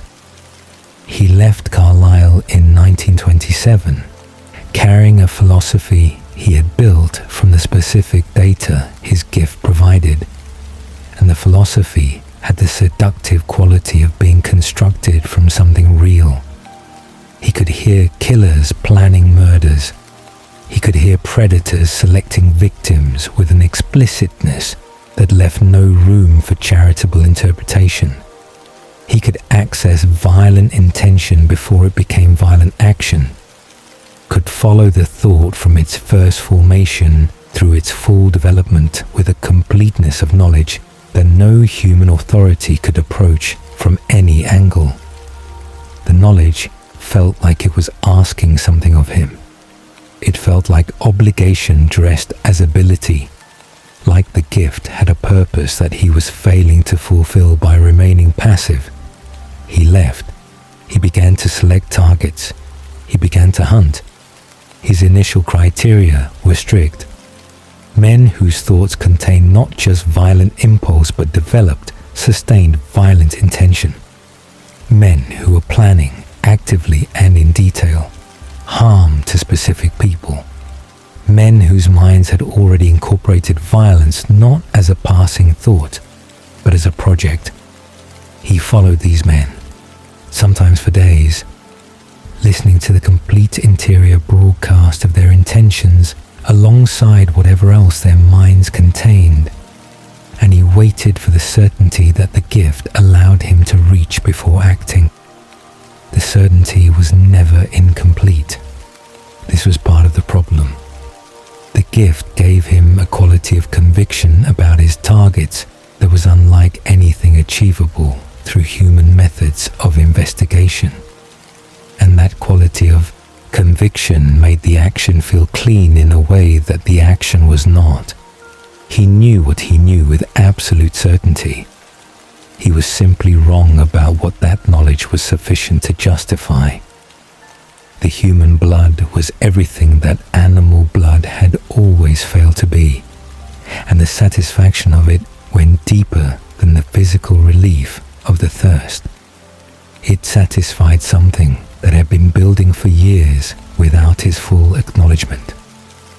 The specific hunger of a mind that had been receiving darkness from every direction for decades and had finally found a way to respond to it that felt like agency rather than endurance. He had been absorbing the violence of human thought for 30 years. He was now acting on it. The acting felt in his terrible way like resolution. He told himself the blood was incidental. He told himself this with the same clarity he brought to everything else, and the gift, which did not spare him his own self-deception any more than it spared him anyone else's, showed him the lie in the telling. He could hear his own reasoning with the same unedited vividness that he heard the reasoning of everyone around him. And his own reasoning was not clean. The blood was not incidental. The blood was part of why he kept returning to the same streets and the same categories of target and the same logic that justified what he was doing. The addiction and the philosophy had become indistinguishable from each other, and he had stopped examining the scene between them because the examination was becoming uncomfortable. The corruption of the criteria happened so gradually that each individual step seemed defensible. His initial targets had been men whose violent intentions were unambiguous. As the months passed, he found himself extending his range. Men whose thoughts contained violence that was somewhat less immediate, that was more conditional, that existed as potential rather than active plan. The distinctions became finer. The category of permissible targets expanded, and the gift, which had seemed like a guarantee of correct judgment, continued to provide the certainty that each target warranted action, because the gift showed him the darkness clearly and the corrective context poorly. And darkness without corrective context is always sufficient to justify something if you have decided to find justification. He was punishing people for thought. He had constructed a philosophy of lethal judgment built on the premise that the contents of a mind are a fair representation of the person who produces it. And he had acted on that philosophy across 5 years. And the gift that had seemed to validate the philosophy was the same gift that had created the distorted picture of humanity the philosophy depended on. The recognition of this did not arrive all at once. It arrived through the gap that a single evening opened in the logic he had been inhabiting. He was 3 days into following a man whose recent thoughts had contained genuine violence, sustained, deliberate, directed at a specific person, and whose history was legible through the thoughts of people who knew him in ways that confirmed the pattern. Edward had been building the case with the thoroughness he always applied, and he was approaching the certainty that the gift allowed him to reach before he acted. And then the man thought about his daughter, not with violence, not with any shade of the darkness that had characterized the broadcast Edward had been attending to for 3 days. With love of the specific and ordinary and entirely unperformable kind. The image of her face at a particular age, preserved in his memory with the warmth of something he had not known at the time he would need to keep. The sound of her laugh on an afternoon that had seemed unremarkable when it happened and had become, in retrospect, something he returned to. The specific worry of a father watching a child grow into a world that had not been kind to him and might not be kind to her, wanting something better for her than what he had managed for himself. The two things existed in the same mind, without separation or apparent awareness of their contradiction. This man was capable of the violence his thoughts had revealed across 3 days of continuous access, and capable of this love. And he was not one or the other. He was both. He was what humans are, not a stable category of good or evil, but a constantly shifting collection of capacities, some terrible and some not. None of them the whole story. All of them true simultaneously. Edward had been treating the darkness as the complete picture. The gift had been delivering the most vivid and immediate contents of every mind it encountered, and he had been building a worldview, and then a lethal practice of judgment on the assumption that most vivid and most immediate meant most true. It did not. It meant most loud, and loud was not the same as representative, and representative was not the same as definitive, and none of these things were the same as a sufficient basis for the decisions he had been making. He returned to Carlisle in 1932 with the full weight of what 5 years of living by contaminated logic had produced. He sat across from the person who had saved his life, and who had been, in the years since, the only model of a different way of being that his experience had provided. And he told Carlisle everything, not because he was certain he deserved the telling, but because he could no longer maintain the architecture of justification that had been holding the confession at bay. Carlisle listened. He did not condemn. He did not produce the judgment that Edward had been carrying in anticipation, and the absence of that judgment was more destabilizing than its presence would have been, because Edward had organized himself in the approach to this conversation around absorbing condemnation, and the gentleness he received instead left him without the structure he had prepared to inhabit. He wept. Carlisle held him, and he wept in a way he had not wept since the early days after transformation, when grief had still been raw enough to find expression. The weeping was not resolution. It was the beginning of the much longer and considerably less dramatic process of carrying what he had done without being destroyed by it, of integrating the knowledge of what his contaminated judgment had produced into an ongoing life that was trying, with mixed success and constant vigilance, to be something else. Jasper's arrival in the family years later offered Edward something he had not anticipated finding, the particular comfort of recognition. Jasper's empathic gift was different from Edward's telepathy in its specific mechanics, but structurally identical in the way that mattered most. The channel was open and could not be closed.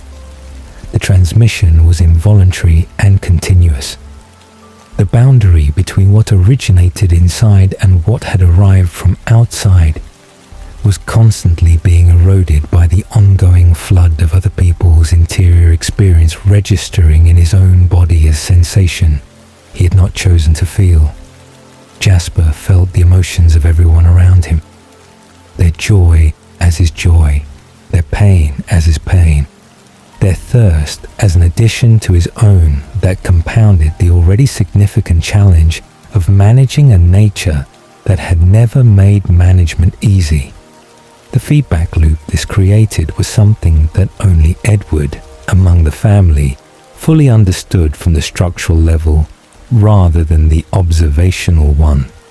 Jasper's empathic reception of other vampires' bloodlust, adding to his own, creating a spiral that required the kind of continuous internal military campaign that Jasper applied to it with the discipline of someone who had learned through the hardest possible education. What happened when the discipline lapsed? Edward recognized the campaign because he was running a version of it himself. The the constant management of something that did not pause, the vigilance that could never fully relax because the input never fully stopped. They did not speak about this directly.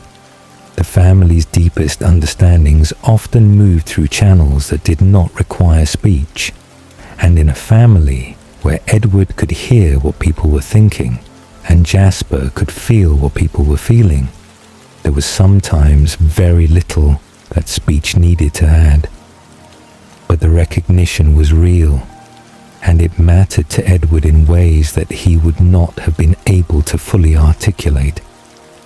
The specific relief of being understood by someone who understood from the inside, who knew what it felt like to have the boundary between yourself and the people around you be not a wall, but a membrane, permeable in both directions, never quite able to fully contain what was yours and what had arrived from somewhere else. They were both, in the language the theory provides, contaminated, both shaped across years of involuntary exposure to the interior lives of others in ways that made it genuinely difficult to know where the contamination ended and the self began, both living with the ongoing question of how much of their judgment, their perception, their understanding of the world had been formed by what they had received without choosing to receive it, and how much had been genuinely their own. The question did not resolve. It simply became something they carried with greater consciousness of what they were carrying. Bella's silence did not cure the contamination problem. It would be neater and less true to say that it did. 90 years of accumulated distortion does not dissolve because one person's mind is closed. The tendencies the gift had created, the systematic weighting toward darkness, the difficulty of extending charity to minds whose worst moments broadcast most clearly, the reflexive critical assessment of people based on interior contents they had never consented to share. All of this remained. It remained in the way that the marks of a long illness remain in a body that has recovered, not as active symptoms, but as evidence, as a change baseline, as a landscape that has been altered by what passed through it. What Bella's silence did was interrupt the loop, break the cycle at the point where the cycle fed itself most effectively. With everyone else, the process was self-reinforcing.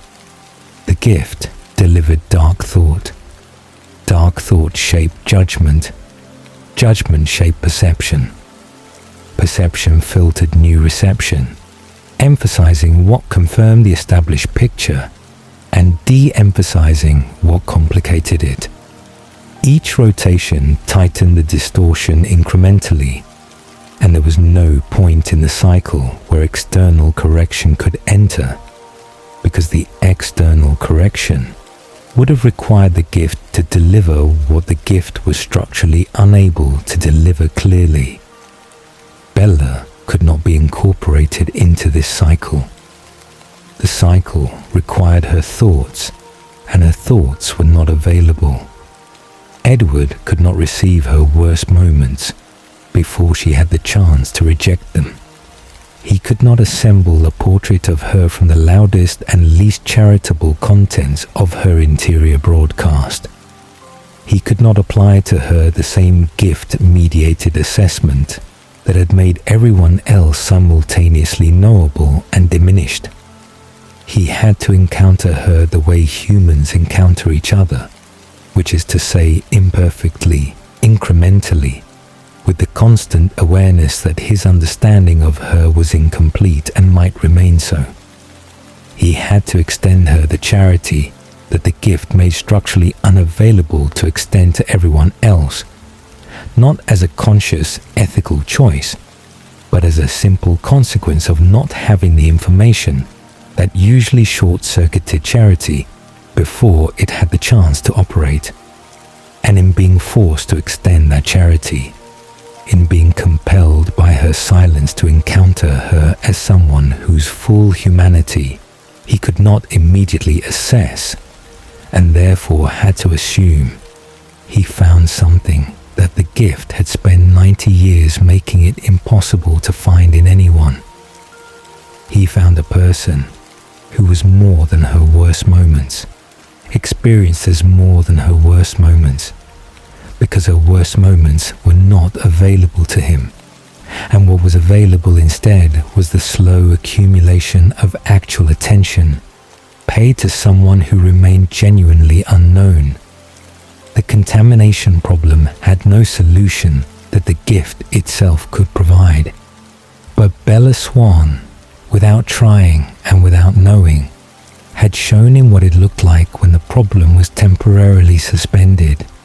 It looked like seeing someone clearly.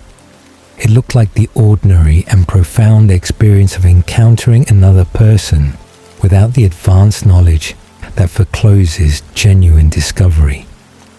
It looked like what relationship is supposed to feel like before a gift that was never asked for made genuine relationship nearly impossible. It was not a cure, but in a life that had produced very few things that pointed toward one, it was the clearest direction he had found.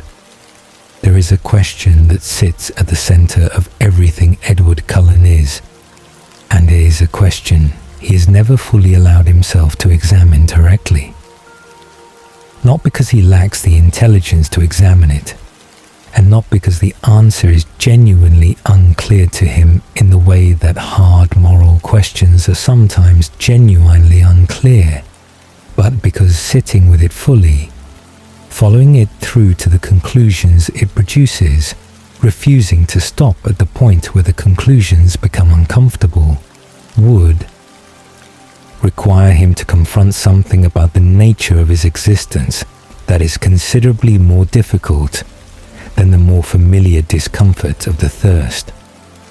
The question is not dramatic in its phrasing. It does not announce itself as the kind of question that reorganizes everything around it. But it does. At what point does involuntary receipt become voluntary use? And what does the answer to that question say about what Edward has been doing for the past 90 years?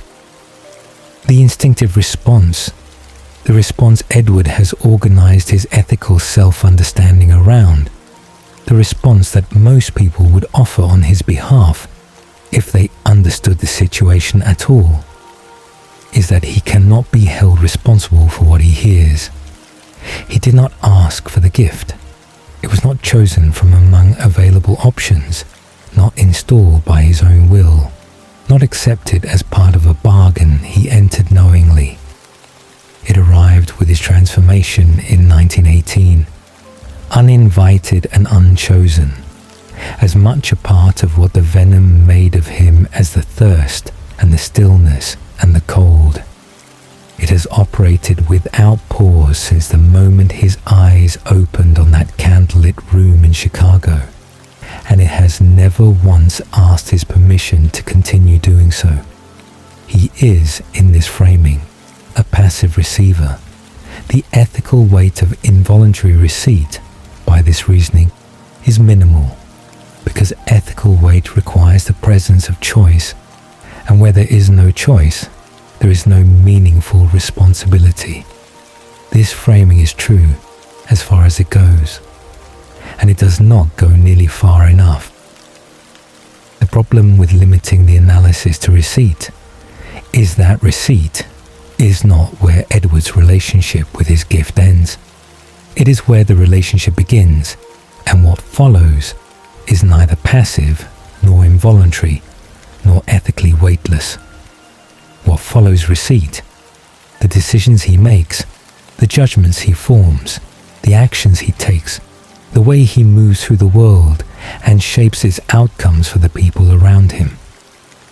All of this is built directly and continuously on the information the gift delivers. And none of this is involuntary. He cannot control what arrives in his consciousness. He exercises considerable and consistent control over what he does with what arrives. The arriving is the gift business. The doing is his. And the doing is where the ethical question lives, has always lived, has been living for 90 years, while he looked mostly in other directions.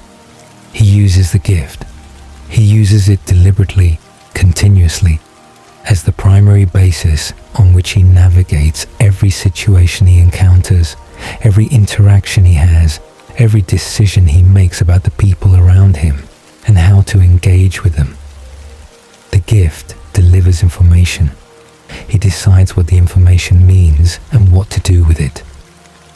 The deciding is not always dramatic or conscious. Often it is mundane, reflexive, incorporated so thoroughly into the ordinary operation of his daily existence that it no longer feels like deciding at all. But the absence of conscious deliberation does not make the use involuntary. It makes it habitual, which is a different thing, and in some ways a more troubling one. The privacy of thought is not a minor privacy. Not one item on a list of reasonable expectations that people carry through their lives and accept might occasionally be impinged upon. It is the most fundamental privacy a person has. The only space that is genuinely, completely, and irreducibly their own. The one place where the self exists without audience, without performance, without the modifications that the presence of others inevitably introduces into how we present whatever is happening inside us. Thought is private in the sense that nothing else is fully private, because thought is prior to the choice of whether to share, prior to the editing that transforms raw interior experience into communicable expression, prior to every social negotiation that governs every other form of human disclosure.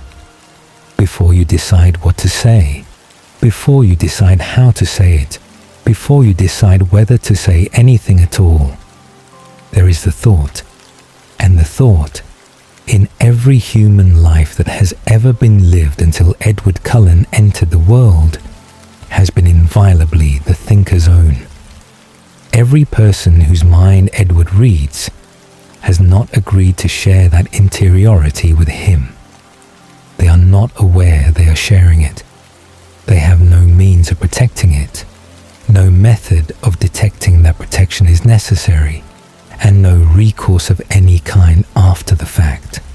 They move through their days carrying the reasonable and historically well-founded assumption that what they think belongs to them in the most absolute sense available, that the thoughts rising and falling in their consciousness, the impulses they experience and reject, the memories that surface and the feelings that arrive without invitation, are genuinely theirs and genuinely private. They believe this because it has always been true, because the privacy of thought has been the one inviolable given of human existence, the one space that power of any kind could not enter, the last reliable refuge of the self. Edward moves through the world as a continuous and invisible violation of this privacy, and the invisibility is not incidental to the violation but central to it. A visible intrusion can be responded to, guarded against, protested, or fled from. An invisible one cannot. The people whose minds Edward reads have no response available to them, because they do not know the intrusion is occurring.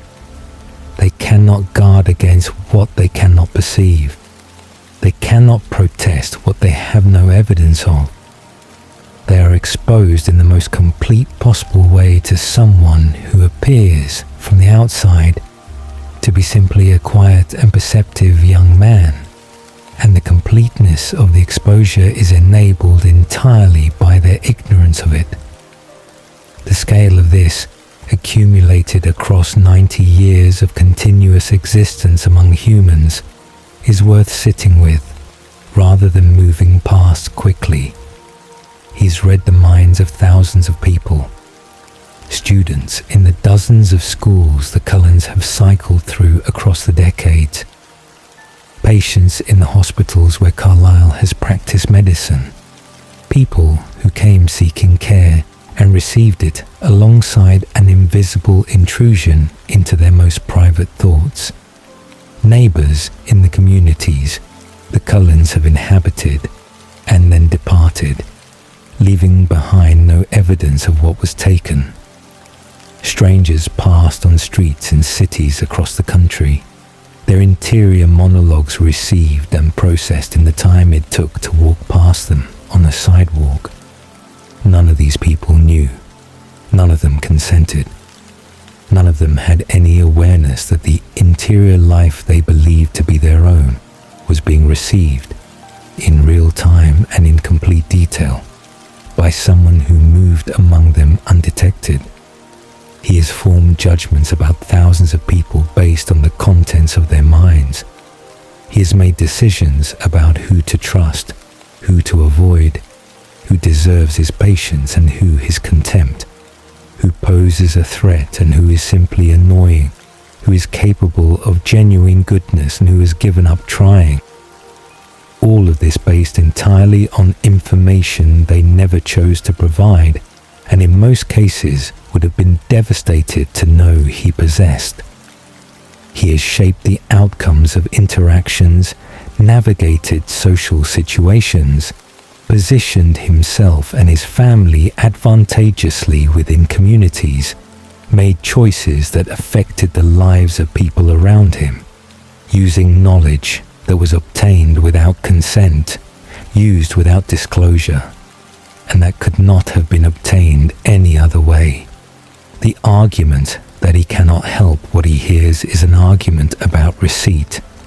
It does not constitute an argument about the 90 years of decision-making that followed receipt. These are two separate things that have been allowed to blur together, because blurring them is more comfortable than distinguishing them. And distinguishing them requires sitting with conclusions that the blur makes it possible to avoid. He crosses the line from receipt to use constantly in every interaction as a matter of what he has come to understand as simply existing in the human world. The gift delivers, he decides. The deciding is often so automatic, so fully incorporated into the reflexive management of daily life, that it has ceased to feel like deciding. When he adjusts his behavior in response to what he has heard, when he presents himself in a way calibrated to the thoughts of the people he is performing humanity for, when he knows exactly how to respond to someone because he has received their interior before they have expressed it. All of this is use. The performance of being human, which the Cullens have developed into something remarkably convincing across decades of practice, depends fundamentally on the gift's continuous intelligence operation. Edward appears perceptive because he has advanced access to what people are thinking. He appears socially calibrated because he can adjust in real time to information that no one has chosen to give him. He appears to the people around him like someone who is simply very good at reading people. He is not reading people. He is surveilling them.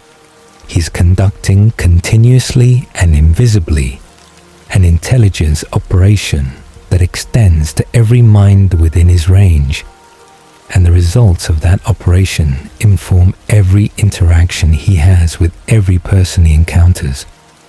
The word surveillance carries connotations that feel disproportionate when applied to someone who is simply trying to exist without causing harm. But the disproportionate feeling does not change the accuracy of the description. Surveillance is the collection of information about people without their knowledge or consent, for the purpose of informing decisions about how to interact with or respond to them. This is what Edward does. This is what he has been doing for 90 years, The benevolence of his intentions does not alter the structure of the practice. The monitoring of Bella's social world provides a specific and detailed illustration of what this practice actually involves in operation. Tracking the thoughts of Mike Newton to assess the nature and intensity of his interest in her, and to calibrate Edward's own response to that interest accordingly. Reading Jessica Stanley's social calculations about the friendship to understand the landscape Bella was navigating, and the pressures being applied to her from directions she might not have been fully aware of herself. Accessing Angela Weber's impressions of Bella's emotional state on days when Bella's expression was too carefully managed to reveal anything directly, using Angela's warmth and attentiveness as an instrument for gathering information about someone who had not consented to being gathered.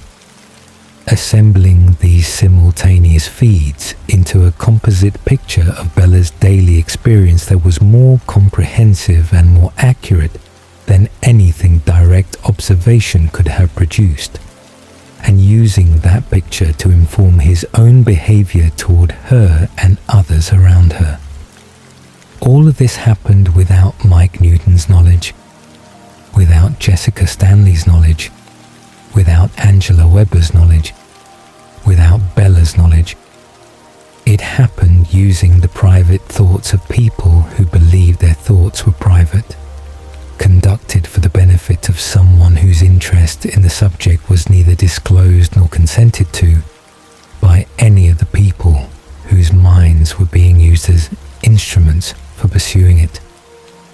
The operation was invisible, comprehensive, and produced genuinely useful intelligence. It was also, in any honest accounting, something that the people subjected to it would not have agreed to if they had been asked. The question of whether he would have been able to pursue his interest in Bella at all without the surveillance network that her silence paradoxically did not protect him from running on the people around her is one worth asking. The answer is probably not, or not in the same way, or not with the same sense of certainty and control that the gift provided. The surveillance was not a supplement to his relationship with Bella. It was infrastructure. It was the operational foundation on which the relationship developed, and examining the relationship honestly requires examining the foundation. Edward doesn't experience any of this as surveillance, and this is itself a significant part of the problem. He experiences it as existing. The gift is so thoroughly incorporated into his sense of what it is to be conscious and present in the world that the distinction between his own cognition and the gift's operations has effectively disappeared from his subjective experience. He does not notice himself making the decision to use what he hears because the decision has long since been absorbed into the automatic management of moment-to-moment existence. The ethical question is invisible to him, not because he is dishonest or lacking in self-awareness, but because he has lived with the gift for long enough that examining it separately from himself would require a kind of deliberate defamiliarization, a willed effort to look at his own existence as though from outside it. That is difficult to sustain, and that produces conclusions he has historically been motivated to avoid. There is a double standard running through his ethical self-assessment that is consistent and revealing. He considers himself monstrous for the thirst, for the biological drive to drink human blood, which is a drive he resists, which he has built his entire ethical identity around resisting, which he regards as the most fundamental evidence of his dangerous and predatory nature. He examines the thirst with relentless honesty. He tracks its intensity, monitors its fluctuations, catalogues the specific circumstances that intensify it, and judges himself continuously by how effectively he manages it. The thirst is visible to him as a moral problem because he fights it, and the fighting keeps it in the foreground of his ethical attention. He does not consider himself in the same terms for reading the minds of everyone around him. He does not track the gift with the same relentless attention. He does not catalogue the specific ways he uses it, or monitor the gap between receipt and use, or judge himself by how ethically he manages the information it delivers. The gift is invisible to him as a moral problem because he does not fight it. Because fighting it would require leaving the human world entirely, which he has decided he will not do. And decisions that have been made and settled tend to disappear from ongoing ethical scrutiny. The thirst is the monster he acknowledges.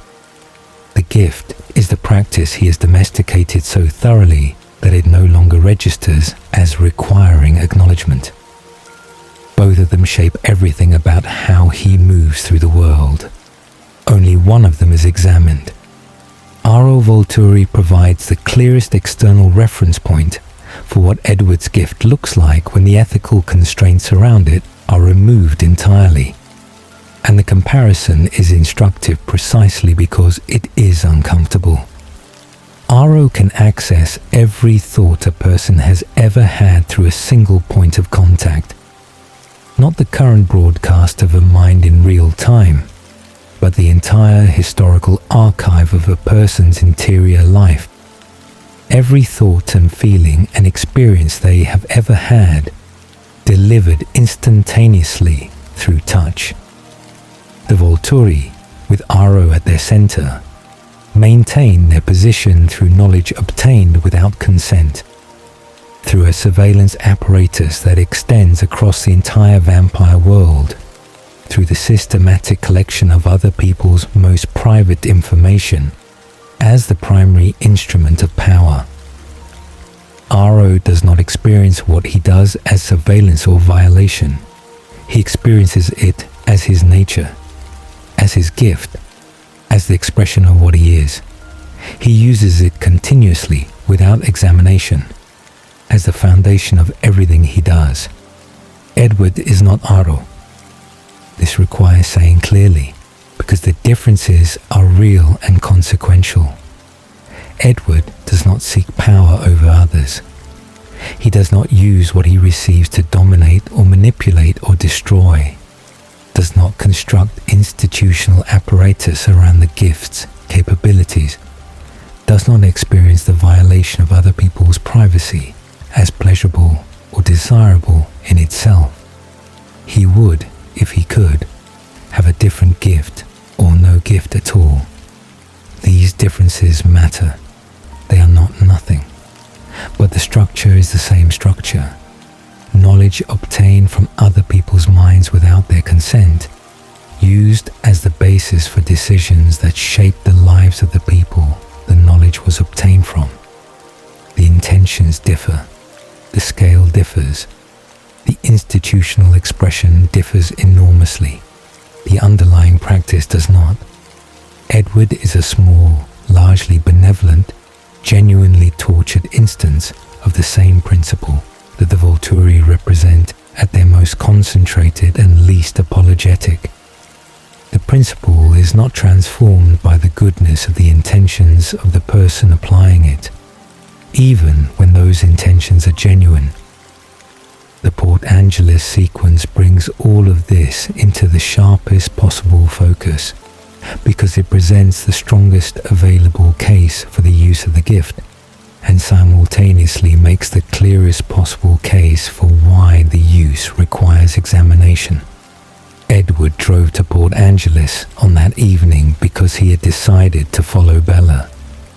He had been monitoring her movements through the thoughts of people around her, had access to the fragmented warning in Alice's vision, and had made the decision to place himself in the same city without her knowledge. He tracked her progress through the streets using the minds of the people she passed, strangers who registered her presence and whose brief attention to her transmitted information about her location, her direction, her expression, her pace, all of which Edward received and assembled into a continuous picture of exactly where she was and how she was doing at any given moment. The threat materialized in 4 men whose intentions broadcast with a clarity that required no interpretation. Edward received their plans fully and completely before those plans had been acted upon, moved to intercept with a specific knowledge of what they intended and where Bella was relative to them, and arrived at the right place at the right moment to prevent what would otherwise have happened. Bella survived. This is real. It matters enormously. The rescue is not diminished by examining its context, and it would be dishonest to suggest that the outcome is morally neutral simply because the means were complicated. But the means were complicated, and examining the rescue without examining the means is the same error that Edward makes in every other domain of the gift's operation. He was in Port Angeles because he had been following her. He knew where she was because he had never stopped tracking her. The surveillance produced the rescue, and the rescue is therefore inseparable from the surveillance, and any honest accounting of the evening has to hold both of these things simultaneously. Good outcomes do not retroactively make invasive means acceptable. They make them more complicated. They make the ethical question harder rather than easier. And the hardness of the question is not a reason to stop asking it. Bella's silence, in the full context of everything the theory has now laid out, is something more significant than a psychological relief, or a romantic mystery, or even the ground condition of genuine relationship. It is, for Edward, the only experience he has ever had of encountering another person without violating their privacy in the process. The only relationship he has formed without the invisible advantage of complete prior access. The only connection that has developed on anything approaching equal terms, because her closed mind denied him the information asymmetry that the gift otherwise makes absolute in every human interaction he has. She does not know this. She has no idea that the closed mind she carries through the world without knowing she carries it is the condition under which something genuine between them becomes possible. She does not know that her silence is, among other things, the only real protection from Edward's gift that any person in his world has ever had. She experiences the relationship from inside it, as a person experiences a relationship, as a developing connection between two people, uncertain and surprising, and built from the slow accumulation of actual attention paid to someone over time. This is what Edward also experiences with her, and only with her. The slow accumulation, the genuine uncertainty, the surprise of responses he did not anticipate, the developing understanding that remains incomplete because the channel through which it would become complete is unavailable, and the incompleteness is not a failure of the relationship, but one of its defining and most valuable qualities. He could hear everything. He had been hearing everything for 90 years, and 90 years of hearing everything had produced in him a specific and incurable knowledge that everything was not enough, that total access to other people's minds was not the same as genuine knowledge of them, that the information the gift provided was not the same as the understanding that actual relationship produces, that the only experience of another person that had ever felt fully real to him was the experience his gift was entirely unable to manufacture. The experience of not knowing, of discovering, of being genuinely surprised by someone who remained genuinely unknown. The gift gave him everything and left him empty. The silence gave him nothing and gave him, for the first time in a very long time, the experience of being full. This is not a simple reversal. It is not a neat moral that resolves the ethical questions the theory has raised into a satisfying conclusion. The questions remain open. The violations remain real. The thousands of minds he has read across 90 years remain read, their privacy breached in ways that cannot be undone by his current awareness of the breach. The gift continues to operate. He continues to use it. The practice has not been reformed simply because its ethical dimensions have been recognized. But Bella's silence has done something that nothing else in 90 years has managed. It has shown him from the inside what it feels like to encounter another person without taking from them the one thing that should be entirely theirs. It has given him, at the level of felt experience rather than intellectual principle, a sense of what genuine encounter actually requires. The uncertainty, the patience, the charity, the willingness to remain in not knowing long enough to discover something true. He cannot extend this to the rest of the world. The gift will not permit it. But he knows now what it would feel like if he could. And knowing that, having felt it, having lived inside it across the weeks and months of his proximity to Bella, changes something in how he carries everything else. Not enough, not nearly enough, but something. The most powerful mind in every room he has ever entered was also in every room he ever entered, the most imprisoned. Unable to not know, unable to not receive, unable to encounter another person without the violation that his presence constituted for them, whether they knew it or not. Until the one room where a girl with brown eyes and a silent mind sat down beside him, and the violation simply was not possible, and what filled the space where it would have been was something so unfamiliar, it took him weeks to recognize it. It was the experience of meeting someone, genuinely, for the first time, without knowing the end before the beginning had finished arriving. It was enough to make the rest of it bearable, not resolved, not answered, but bearable in the way that things become bearable when you have finally found, in the middle of a very long darkness, something that tells you what light feels like.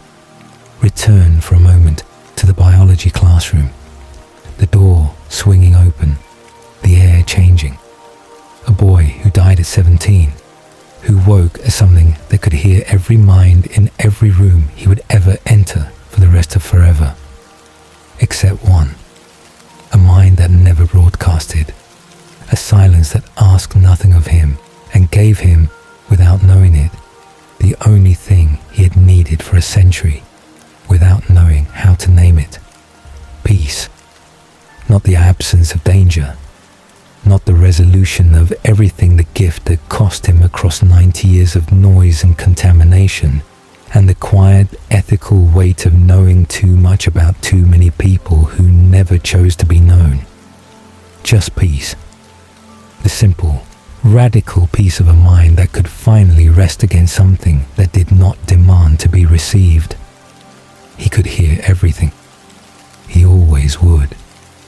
The gift was not going anywhere, and its costs were not going anywhere, and the questions it raised would remain open long after this story found its ending. But in all the centuries of noise, there was one silence, and it was enough. Sweet dreams, my dreamy travelers. I'll see you next time.